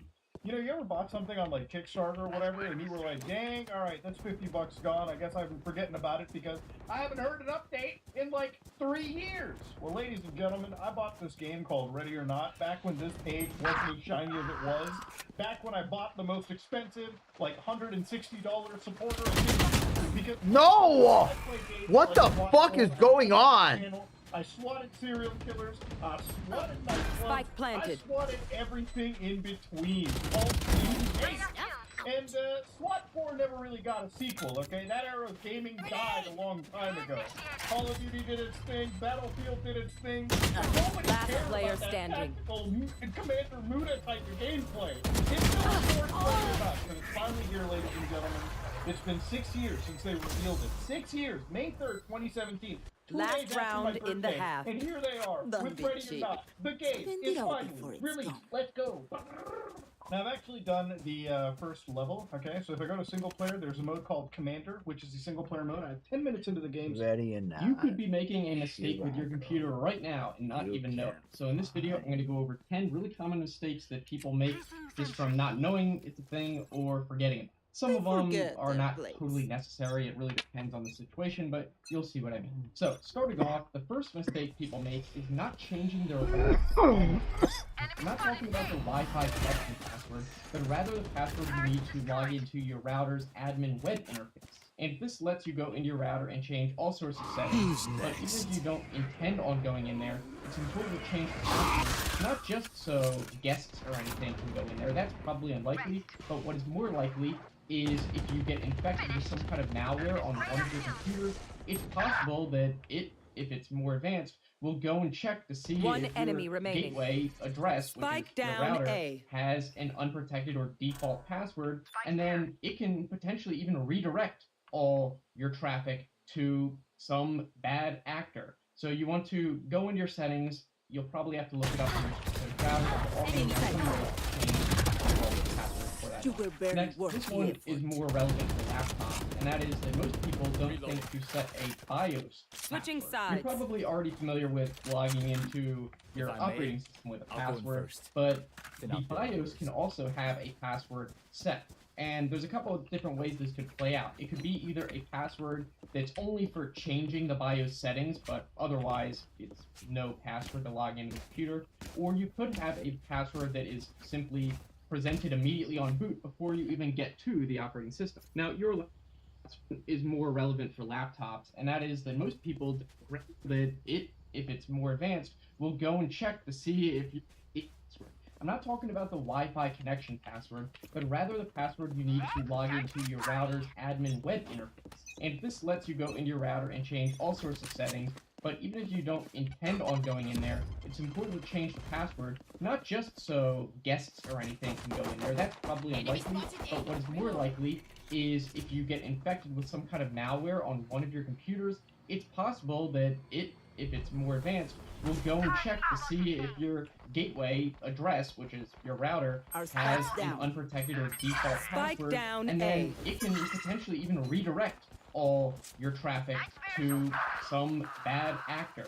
So you want to go in your settings, you'll probably have to look it up for your specific router, but they're all going to have some way to change the default password for that line. Next, this one is more relevant for laptops, and that is that most people don't think to set a BIOS password. You're probably already familiar with logging into your operating system with a password, but the BIOS can also have a password set.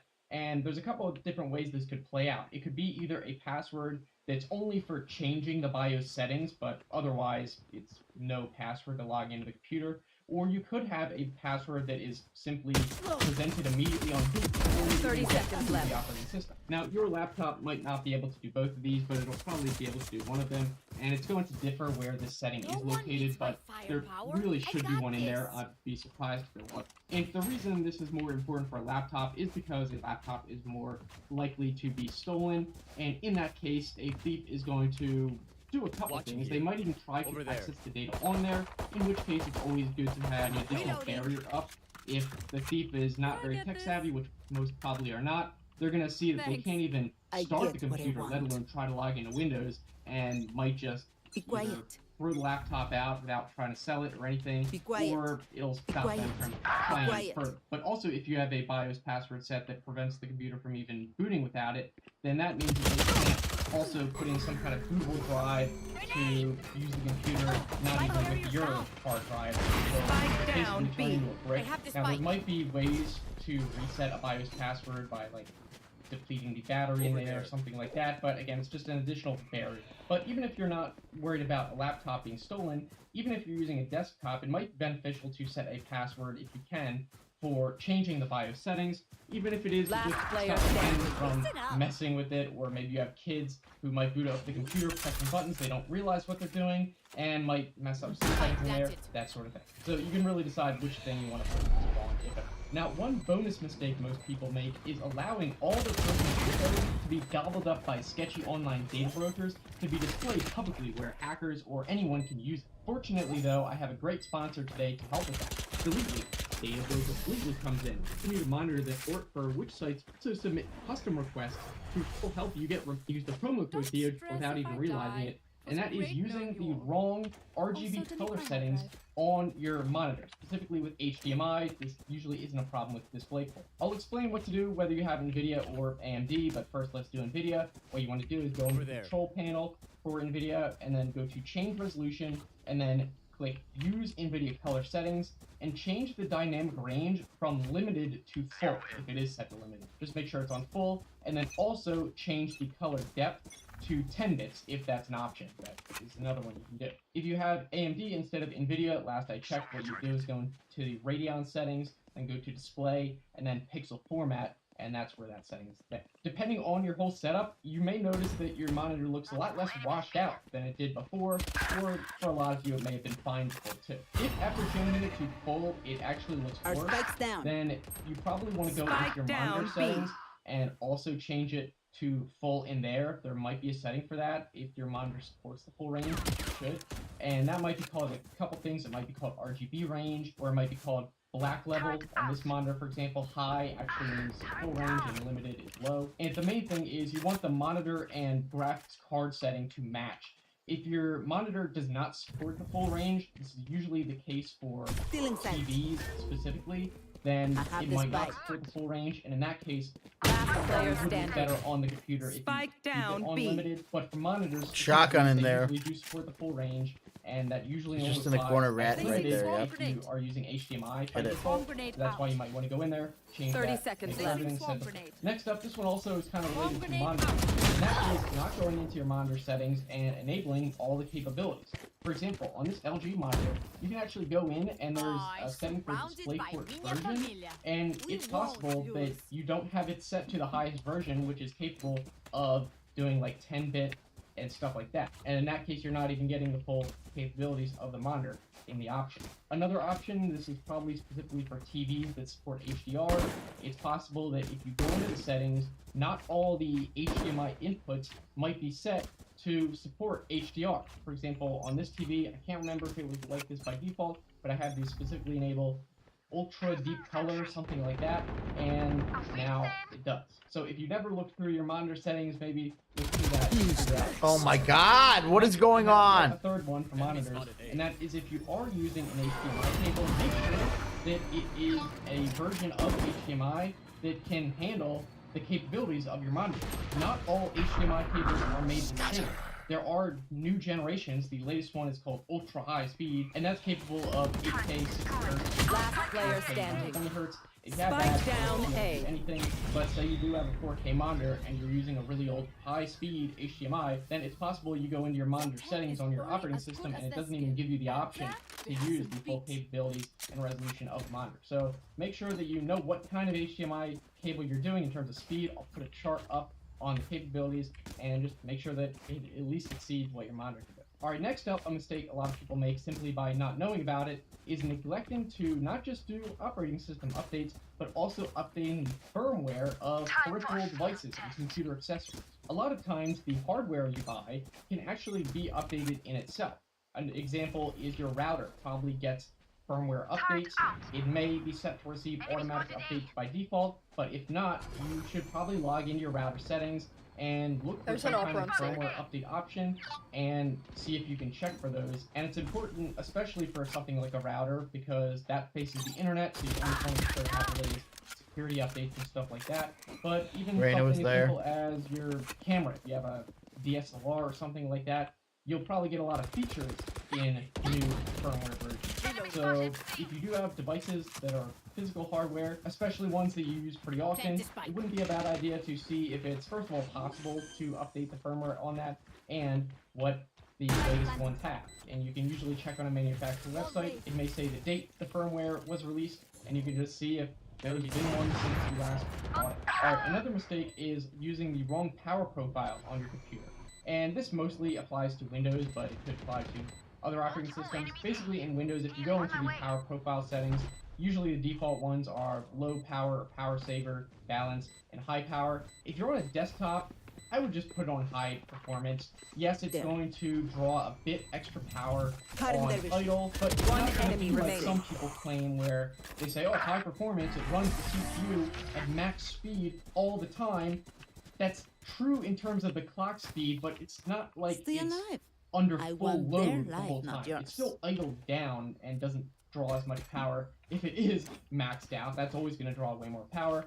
So if you're on a desktop, you may as well just set it to high performance, in my opinion. If you don't have like a high performance desktop or something, balanced is fine. If you're using a laptop, then if you're mobile on it and not plugged in, then you could do balanced or power saver. Just be aware that the power saver actually will limit the capabilities of the computer. I had this mistake one time where I had an editing computer and it was a lot slower than I was expecting, and I realized that I had power saver mode on, which was actually limiting it down. So power saver sets a ceiling to the capabilities of the computer, whereas high performance basically has everything go full throttle of the clock speed. 92 Again, fade. It's on full load all the time. It just means that it doesn't have the CPU. Two mid, coming in. But if you don't want to worry about it, in any case, if you have a desktop or laptop, balance is fine. This next mistake is one that's fortunately not so common anymore, I think, but that is not actually setting the high refresh rate monitor to the higher refresh rate in Windows or your operating system. You might not know that you have to do that. Years ago, when I first got a high refresh rate monitor, I didn't realize that Windows still default to 60 Hz unless you go into the advanced settings and change the higher refresh rate. Match point. So don't forget to do that if you haven't already. Alright, coming near the end, we got a couple more. And this next one is not using the nightlight or night shift mode on your operating system, which pretty much all of them support now. And this basically lowers the amount of blue light at night and makes the screen look more orange. And this has the benefit of potentially reducing the amount of melatonin suppression that the screen causes at night. And it could potentially improve your sleep, or at least make the bad screen effect less. In Windows, this has been a feature for years. You can find it in the settings. And I would actually recommend literally just setting it as orange as you can stand it, and give your eyes a minute to adjust, because even if something looks very, very orange immediately after you switch it, trust me, you will get Sage, could I get a res? very quickly, and then when you go to turn it off, if you try that, you'll be like shocked. You'll be like blinding with your eyes. They're very, One very enemy remaining. Of course, you can also do this on your phone, whether you have Android or iOS. It's just different set. Alright, now this final mistake I thought was common sense, but apparently people still make it, and that is not properly disposing of hard drives and player data storage standing. if you go to throw out your computer. If you have a desktop computer you're throwing out, always open it up and take out the hard drive or SSD. That's the enemy reach. Know what to look I'm for, more 'cause it into could be an NVMe. No, user gun, oh my god. Take it out. Last and player access standing. that data later. Spike But down. mostly, My bad. just you don't want the next one to get it if it goes on to be Defenders sold, win. or even if you think it's going to go be recycled, but it ends up not being. You just don't want that data to fall into the wrong hands. So either keep it or physically destroy that drive. If you're throwing out a laptop, then it's very possible that the storage is soldered onto the motherboard. It's not something you can just take out. In that case, I would look up like disk wiping software or something that overwrites multiple times, because simply doing a reformat might not erase it. Deleted items on a computer can be recovered relatively easily until they get written over again, which Wow, that wasn't good. Charging battery.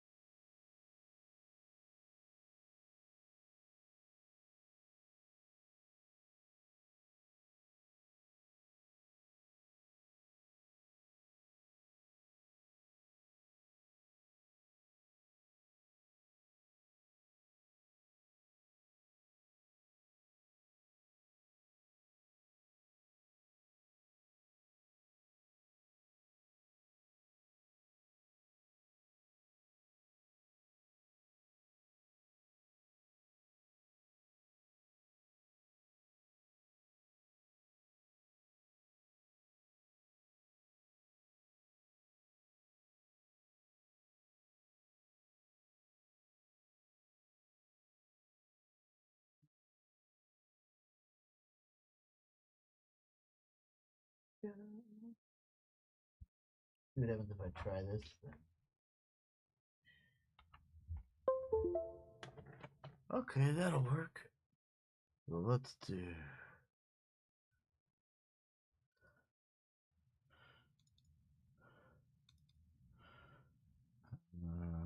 It's in here. Copy.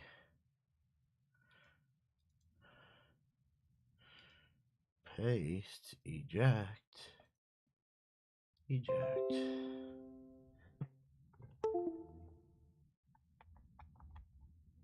Okay.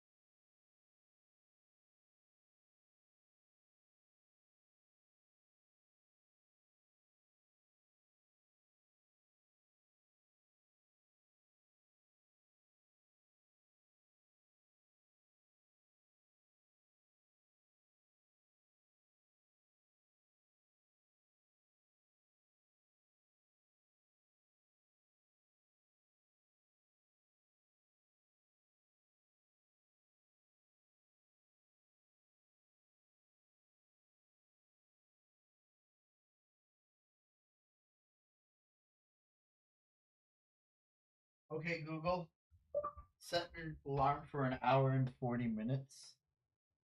You got it. Your alarm's set for 11 p.m.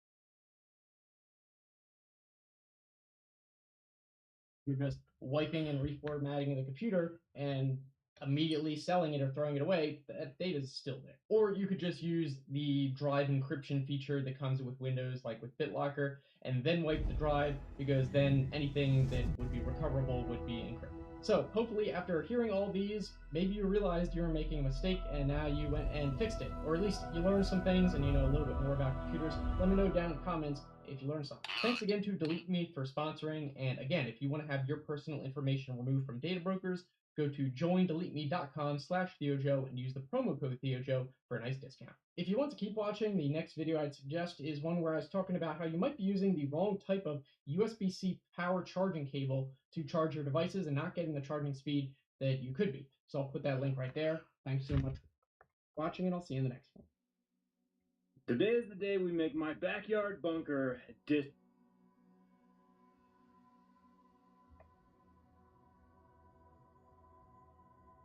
So big news in the metal world right now, Sepultura calling it quits after 40 years. And we all know what that means. Eloy is the new drummer for Slipknot. Confirmed. You heard it here first.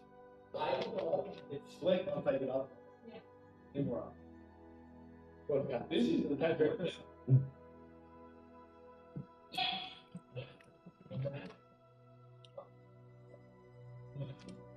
Yeah, I wouldn't doubt it. Yeah, not a joke. It's actually white and physical. There's sweat on your forehead. Not like cardio, but it definitely is very. I mean, you really use your muscles.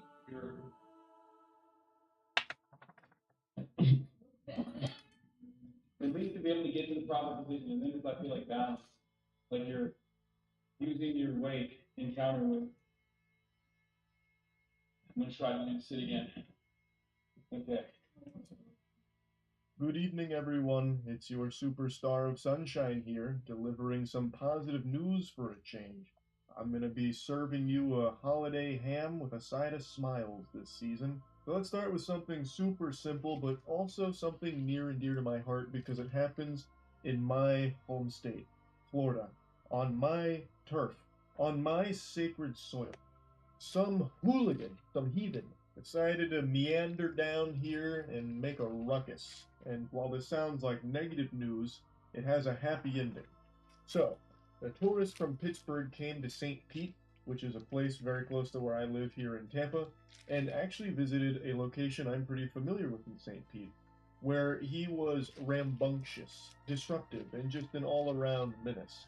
And he went too far, flew too close to the sun when he molested a beloved manatee statue outside of a restaurant that I've actually been to. I learned about this on stream last night, but didn't realize just how close to home this is. I have been to that restaurant before, and I am pretty sure I laid eyes upon that manatee, and I would have never expected him to be wow, I just hit a full-blown scat man there. This was so concerning to me, it made me stroke out there. I never expected this beloved manatee to be molested like that, defiled, in front of all of us and God to see. The perpetrator's name is Anthony, and it first started with him throwing gator nuggets into the Rick's Reefs restaurant, which sounds like a diner out of Bikini Bottom. And that is just the most Florida sentence ever, throwing gator nuggets in Rick's Reefs restaurant. Such a beautiful sentence. And then he got even more disorderly. The staff came up to him, he became belligerent, and then went outside and sexually molested the manatee statue. Now, the astute observers amongst you will have noticed that the manatee has no visible orifices. So I'm having a hard time picturing exactly how this happened. It's not like the one of the holes or something like that, nor could he necessarily anything from the manatee inside of his holes. Just go for the hill. Who be playing that rap music in the background? Please get rid of that no shit, buddy. It's the whole point of the game. Oh, no shit, huh?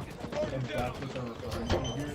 And then after committing that vile act, he ran to the postcard, which is another local cameo from a place that I have been. The postcard is, I want to kind of the spot most people went when they wanted to go to a nice beach area because that part of the beach is basically all all college kids, or at least it was back then. I don't know what it's like today.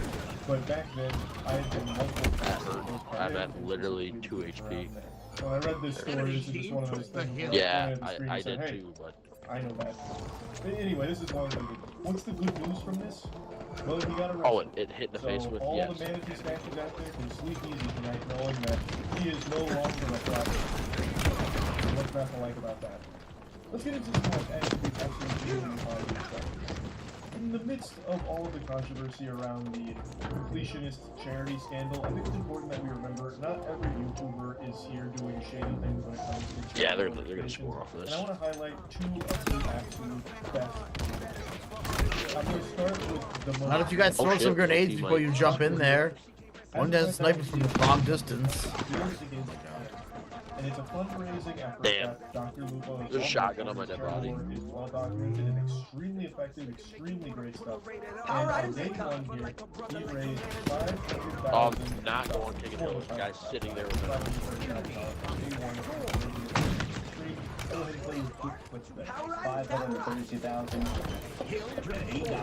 Turn around. Turn around. Do me a favor. When you go to bed tonight, please remember that if you contribute in any way monetarily or socially or just here, that you can do your way, and I appreciate it. You, your families, the viewers, every single one of them. Your team $10 to $10,000. Every single dollar goes to a good cause. Indeed, it does go to a good cause. This helps benefit the St. Jude's Children's Hospital. Right Yeah, I scored off with that bitch. Fundraising is actually over $800,000. So it's just Give it a loop. Give it a loop. Give it a microphone first. YouTubers bring together a community to benefit a genuinely great cause. It's always so nice. Almost $900,000 raised here in the last day. Just huge fucking W all around. And I think it's important that we remember that the negative headlines and doesn't necessarily mean the fact that we won. I feel like it's extremely common for people to use something like that, and I understand information is constantly blasting your ass every second of every day, and stimulation never stops. It's just this million miles per hour machine, and almost everything that you're consuming is extremely negative. So it makes it very, very easy to pass this blanket on something. If you're reading these headlines like, YouTuber has this charity organization going on, or these streamers are getting paid to do charity streams, it's not true, it's not true. It's easy for people to be considered content creators. Sword on them. Like a marketing vehicle or some kind of PR stunt for them. Sword in the corner. Down. There are content creators that do incredible charitable work, and Dr. Lupo is one of the shining examples of that. And I just wanted to highlight what he's doing right now because I'm always really happy to see. It's just something that puts a big smile on my face and really warms your heart. Because it doesn't hurt to see some good in the world, especially when it comes to everything in the current climate of things where it's all overwhelmingly sad and miserable. And of course, I dabble in the most unhinged of tragedies, like fucking awful romantic exes, weirdos doing terrible things and other awful stories. But it's always nice to remember that there is a lot of positive stuff happening as well. It just doesn't have the same attention because people just brush it aside and be like, oh, thumbs up, cool. Now let me go get mad about something over here. Let's find something to get mad about. The positive stuff doesn't cost the same way. That shot was It doesn't mean it's not there. So I just want to highlight enemy team. So I want to move to something else. Another charitable fundraising event that I'm sure all of you know. It's Jacksepticeye's thing. Jacksepticeye a couple weeks ago. Oh my god, I got two of them, Cam. Come on, and they raised over $6 million. Alright, $6 million. $6 million. They were able to raise. Yeah, we did something. About Took them out. like $6 million. I'll have to take a shit after this game. Kill control.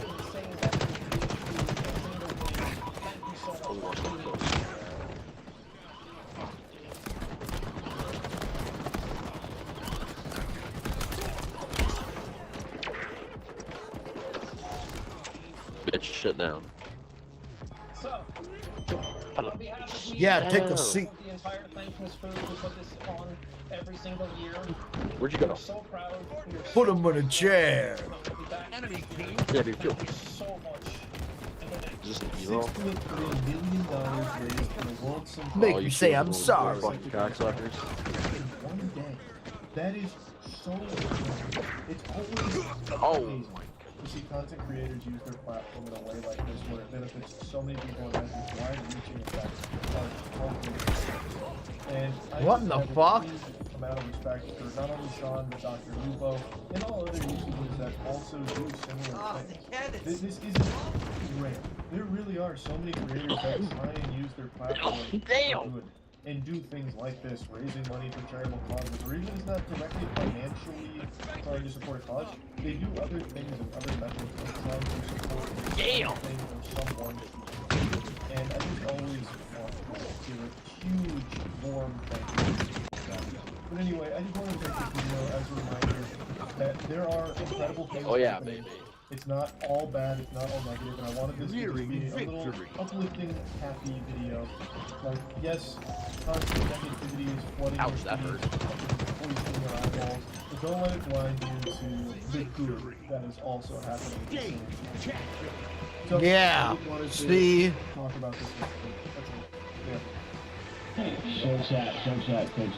I'm with ya. How do we do this?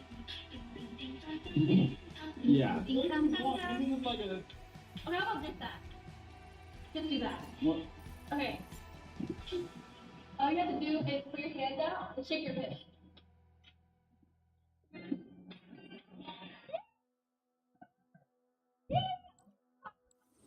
It's in the top. What do you mean? Okay, ready? Ready? Go.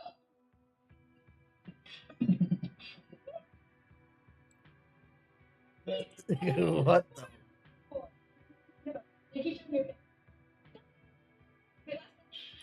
I'm sorry. Ready?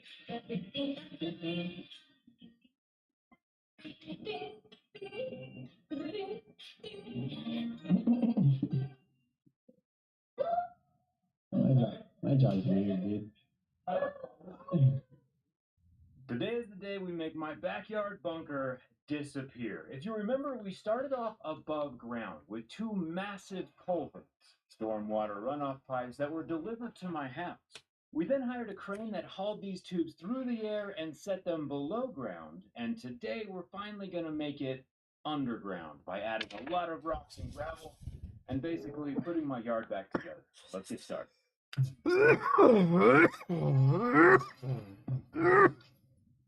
Now, when it comes to burying a bunker, you might think that all we do is take the dirt we pulled out of my backyard and just toss it back in the big hole, right?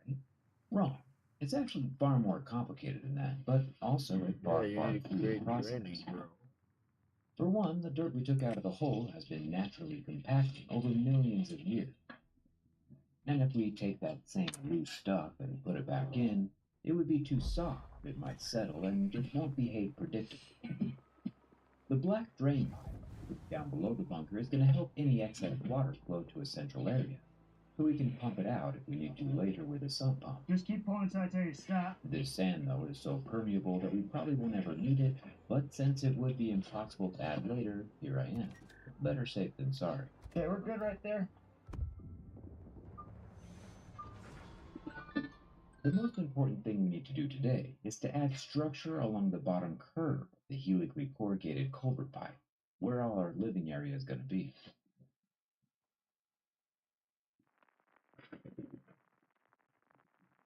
If there are any pockets of air or settling that occurs underneath that curve, the 250,000 pounds of dirt that we put on top will squash our tube like a tin can.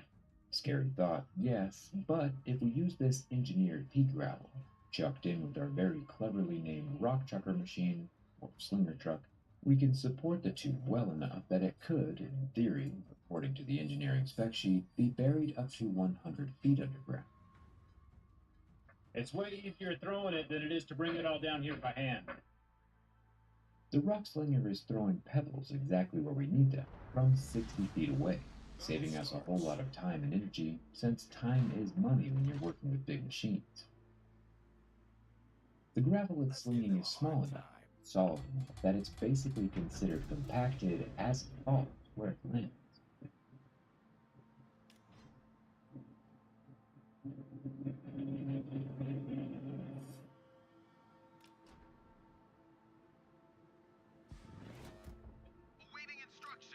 use shovels and a special pneumatic backfill camper to help push and compact the pea gravel under the haunches of the curb of the bunker so that there are no air gaps.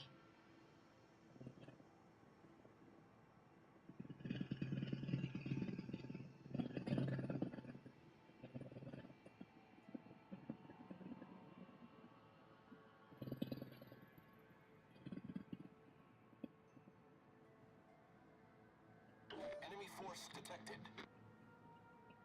The green ratchet straps you see slung over the top of the bunker are attached to large concrete blocks, which help keep the tubes secure as we're packing rocks up underneath it. Otherwise, the bunker would gradually start floating up to the surface, and that would put us right back to where we started, with the tubes above ground. And we don't want that.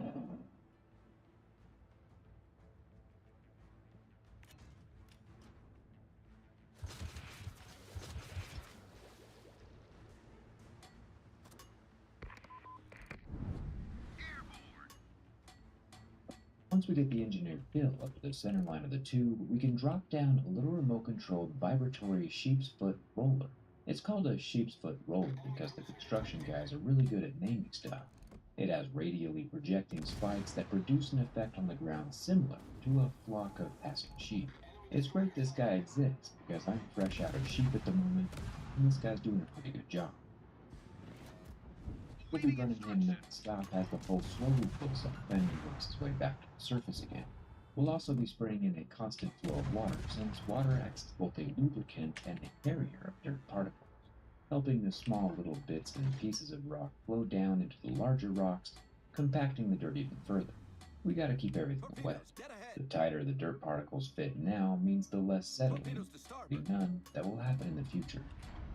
We're trying to replicate what Mother Nature did over millions of years in just a few days.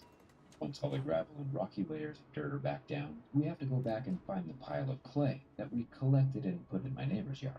The clay layer is going to act as kind of a moisture barrier, helping to keep the rain and the sprinkler water from flowing down into the sandy gravel and getting lost forever. The clay helps keep and hold the water in the topsoil for longer, so the plants and bugs can do all the nature stuff that plants and bugs do. I'm not a botanist, but I did watch A Bug's Life once, and those little guys are important. We also tossed in the exit shaft on the far side of the bunker and welded that in a flat plate.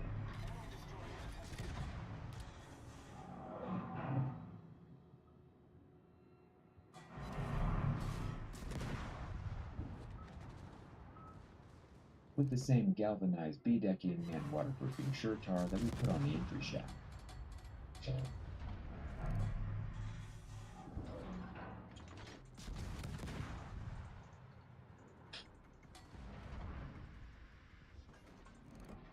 Speaking of waterproofing and inclusion, we got this extra cool little layer of protection called a sacrificial anode. One of the most scientifically cool parts of this bunker project is something called the sacrificial anode. Very similar to the anode inside of a water heater that needs to replace every 5 years, just much larger. Not even a bar, a cat. A casted zinc bar. Inside of this bag is a 15-pound bar of silver-colored zinc. Zinc is a metal that's extremely susceptible to corrosion, much more so than steel, which our bunker is made from. A sacrificial anode kind of acts like fish bait for corrosion. The zinc rod is surrounded by gypsum, the same kind of stuff that's in drywall. When underground, the gypsum will provide a uniformly moist environment around the anode, so the whole bar will corrode at the same time. Once again, sacrificing itself so the bunker doesn't corrode.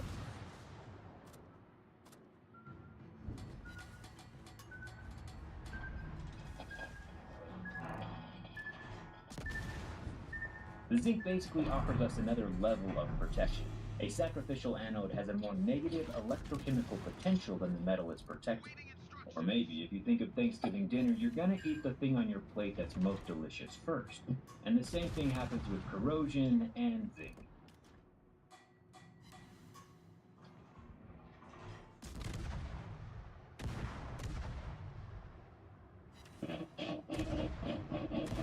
And instead of the earth corroding the steel, the earth is going to corrode this sacrificial anode. Again, remember, we're talking about decades and centuries. A bar this big should buy us another 30 years on top of the 100 years that the coal tar we painted on earlier gave us.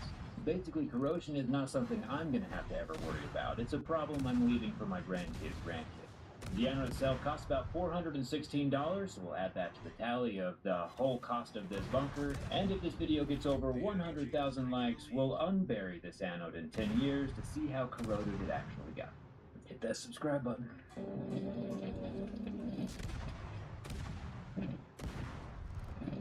As the hole fills up and starts widening onto the terrace steps, we can start to bring in our bigger equipment, like the skid steer and the excavator.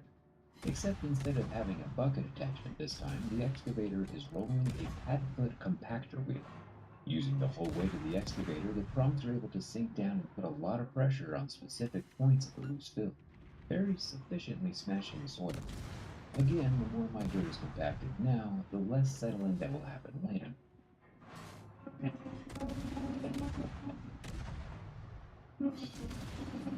That's good. Only slightly terrifying. I wouldn't have imagined before this project starting that filling up the hole actually takes longer than digging the hole in the first place. Because each scoop of dirt they have to place down and then compact it in levels to make sure that the whole thing is going to stay solid and the ground doesn't sink once it's all finished and the grass is back on top of it.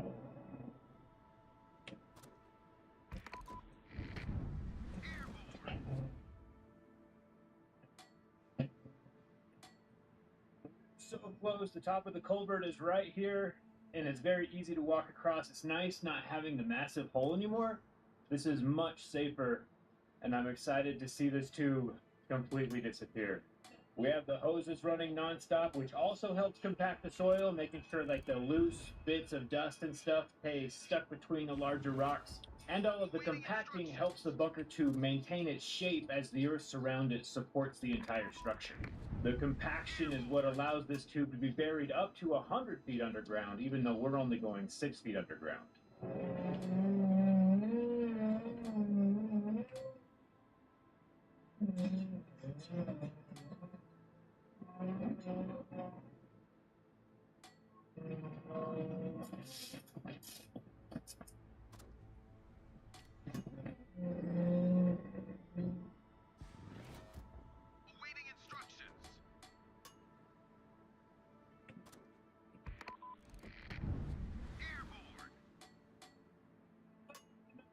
Because tomorrow's the last day they sell sod before winter. Once the ground is frozen, it's over.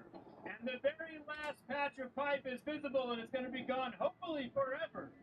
At least during my lifetime. Right here.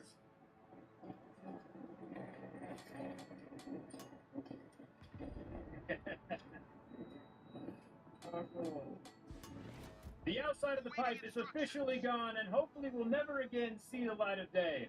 The only time we're going to see that tube again is from the inside.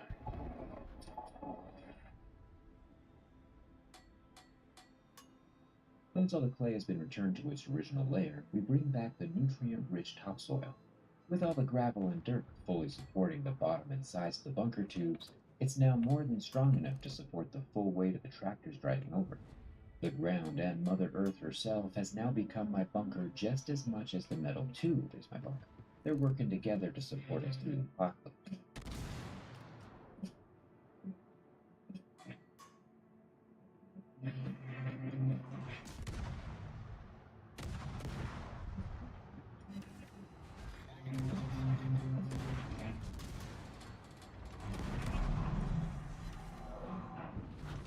And finally, the large, flat, vibrating rope roller used to compact the final layer so it doesn't look like a herd of sheep just finished walking through my yard. And just in the nick of time, it snowed over the weekend, but luckily we have the entire ground put back over the bunker. Lucky for us, though, it's far easier to place sod than it is to set a bunker. Does the sod look a little bit dead? Yes, but also it's the winter and it's supposed to be hibernating anyway. I think it's time we see what it's like inside of the bunker.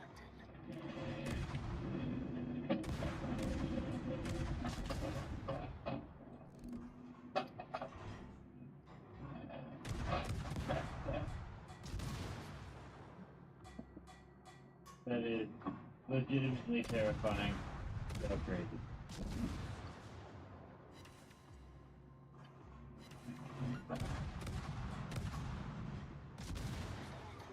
And we are officially back.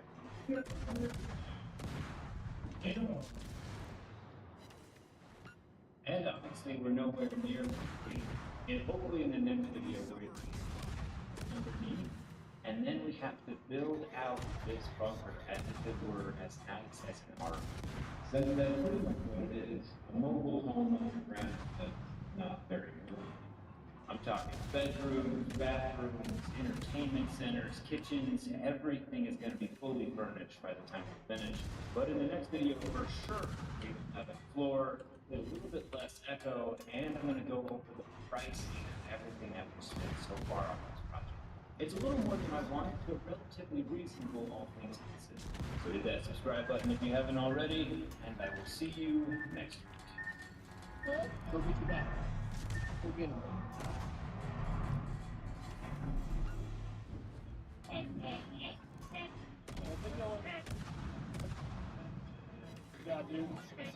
Are you filming stuff? Is it going right now? It is going right now.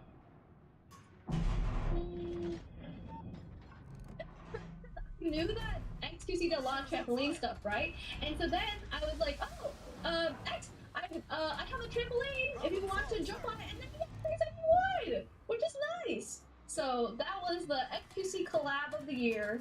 Huge, huge, huge. We were supposed to do like a different collab, but then I don't think it would work at all. So unfortunately, we did not do a different collab. Well, we're gonna go to like a gym, like a trampoline park, but he's too famous, you know, and he's a torn ACL, so that's okay. And he's doing his own thing.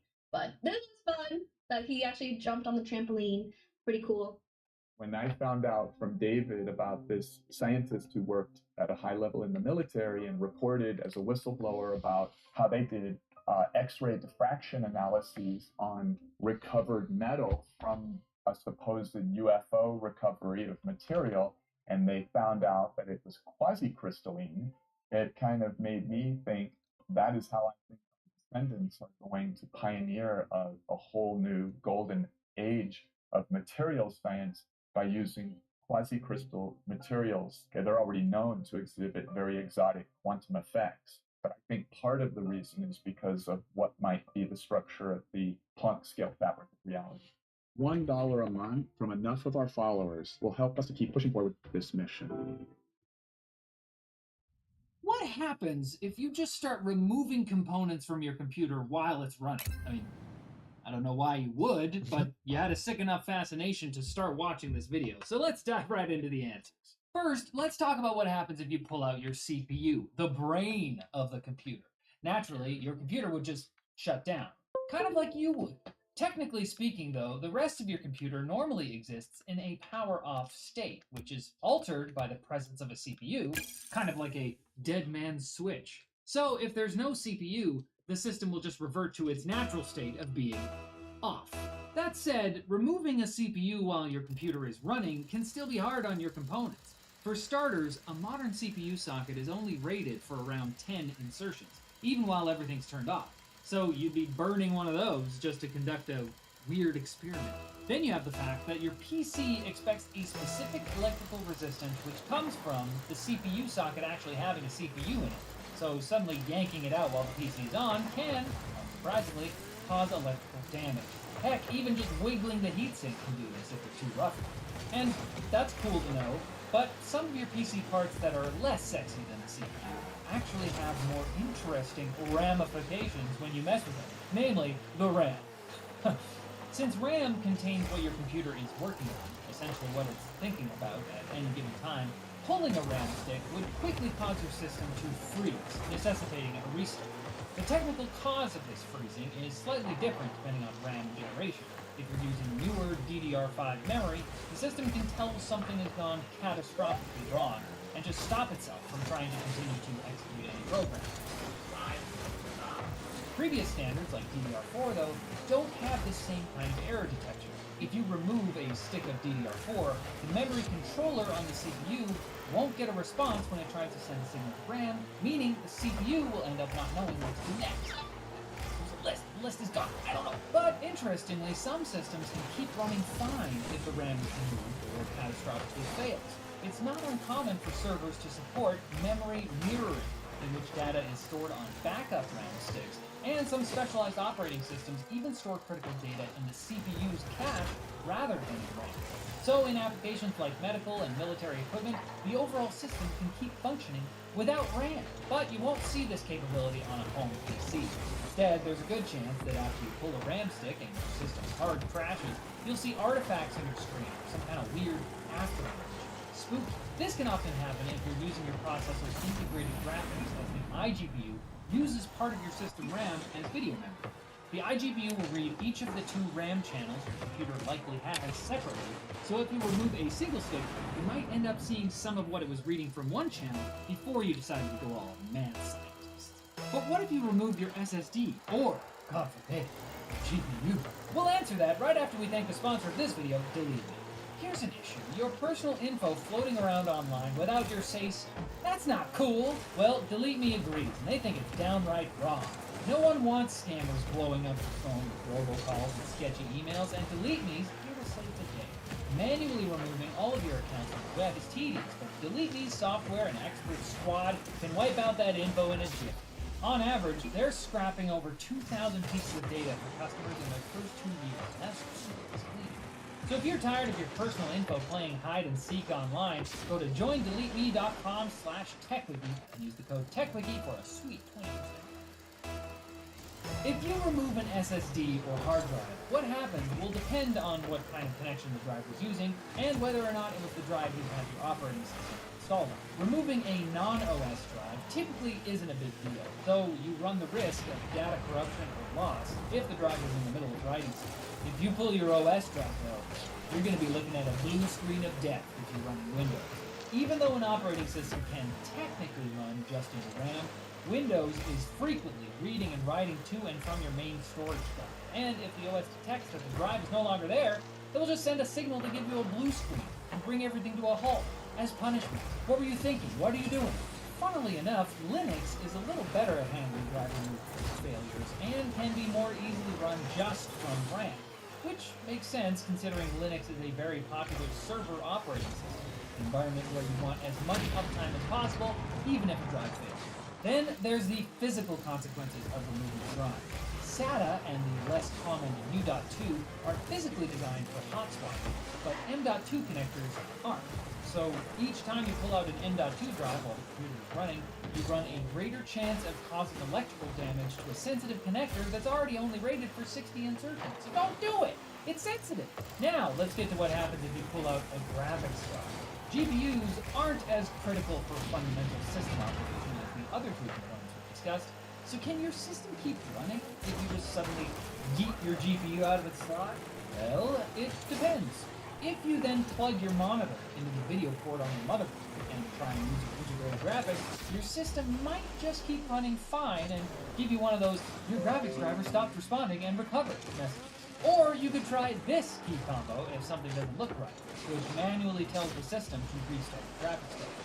However, the low-level portions of your graphics driver likely aren't coded to expect the sudden removal of a GPU, meaning the driver might tell your operating system to just throw up a blue screen instead. When in doubt, blue screen. Although Linux can handle GPU removal better, Microsoft is trying to slim down Windows code base, and it simply wasn't important for them to add support for recovering from someone yanking at the GPU while the computer is on, because how many people are doing that, and what's wrong with it?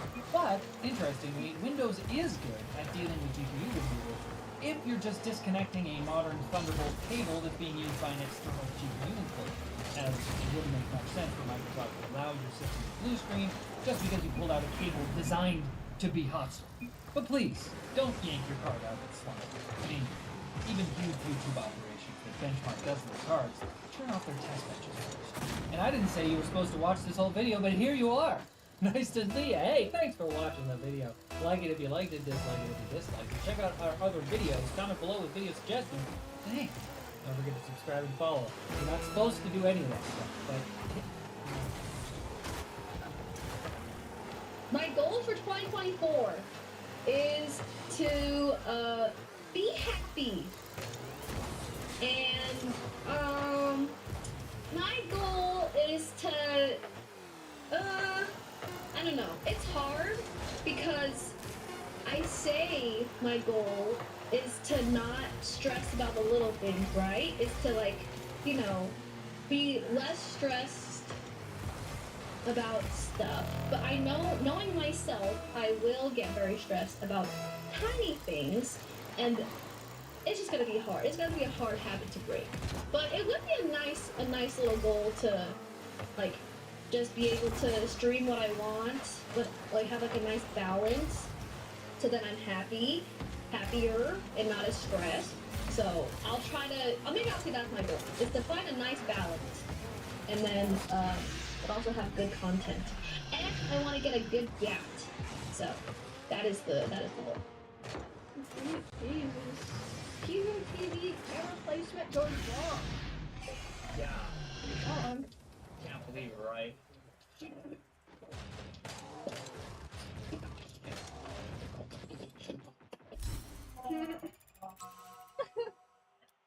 I feel like that's just like a less painful version of the yo-yo one. Dude, the worst two by far are the water balloon and the yo-yo one. I don't know if this is unlucky though. This is just like how did no one be like, oh, what if it hits the person behind? I feel like this one is the most unlucky. This is like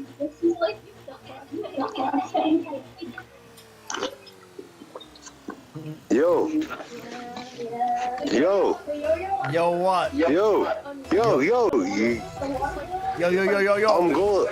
Yo, I'm goalie, bro. I'm goalie. Yeah, I'm goalie, bro. What does that mean, goalie? I'm goalie. I'm fucking goalie. What do you mean, goaltender? You're the goaltender? Yes, sir. That's what I mean, Jelly Bean. You don't play offense at all? You don't contribute on the other No, side of the court? I'll contribute. See, but goalie. See, understand me now? No, only if you stream goal after I score. I'll be goal. Okay, I'm contributing. Fucking. That's why I'm goalie, man. Dude. That shit out of here. He's what? Oh my god, you stupid ass. Bro, who's just shooting the ball anywhere, man? You just can't shoot the ball anywhere. You over here, bro. Yeah, middle. Scrappy middle, bro. Scrappy middle. That is yeah. to the middle. Get it, bro. That is to the middle. Did you not see what I was doing? I was trying to take it away from him. I pulled him to me. Boom, boom, boom. Back to the middle. He's open. Look, middle. That was my goal, though. But okay, but I thought you were goaltender. All that is fine, though. You said contribute to him. Okay, what kind of you? I'll be goalie. Oh, from the deep. How did you score that shit? Look. Because they're not playing. They lost the player. Oh, Bardowski. Let's get it. See, they're skirting my goaltending. No. I'm goaltender, boy. Get it done. Hurry up. Uh-oh, I got slapped.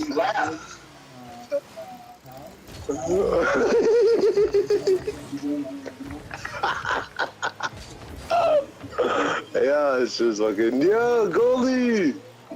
Who's goalie then? Goalie. Yo, middle! Middle, bro!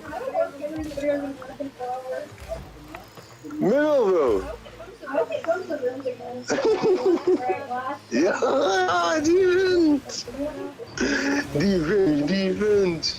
defense, yo, I'm coming.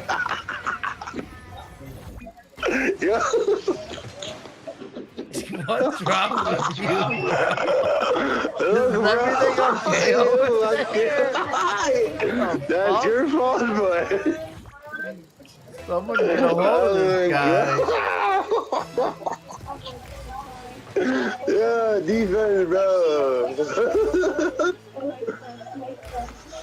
Oh, we're still winning. All that matters.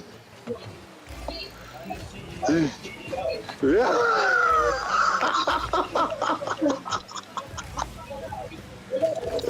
Fuck out of here. Fuck out of here, boy. Yeah, help me up, boys. Help me up, brothers. Help me up, boys. I'm making. See, that's why I'm Goldie. My boy. Yo, middle.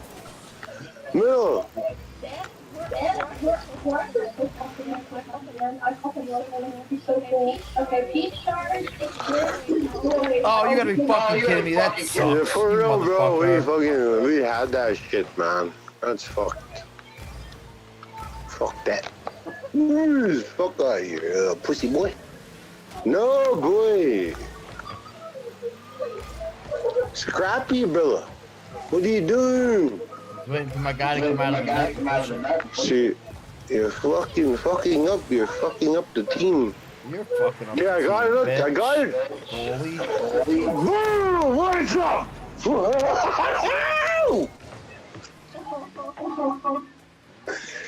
That's it. Game over. Well, no one's gonna say it. Damn right, Windsor man. No one's gonna congratulate me or what? Not even a nice shot? Like, nice goal? Nope. There. Oh. Defense. All I do is defense, bro. Yo, I got it. Oh my goodness. Defense. Defense.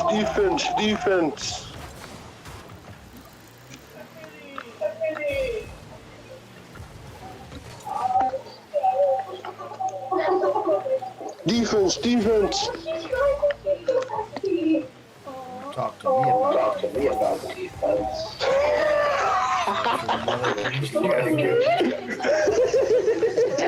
Yeah, defense. Oh, you got that out. Don't talk about defense. Yo, what if they clutch this shit, you never know. Don't die. There's no way they're clutching nothing. And this is what we said. Yo, I got it, bro. Get out of here. That's crappy. Fuck. I'll get it. Let's go, boys. Oh, look who's the MVP. Goodbye. You're the MVP. You didn't do this shit all, bro. Oh, shut the fuck up. Go ask. You didn't do nothing. Go look at the replay. Go cook. Yeah. Go! Yo, let's party up, bro. Let's party up, brother.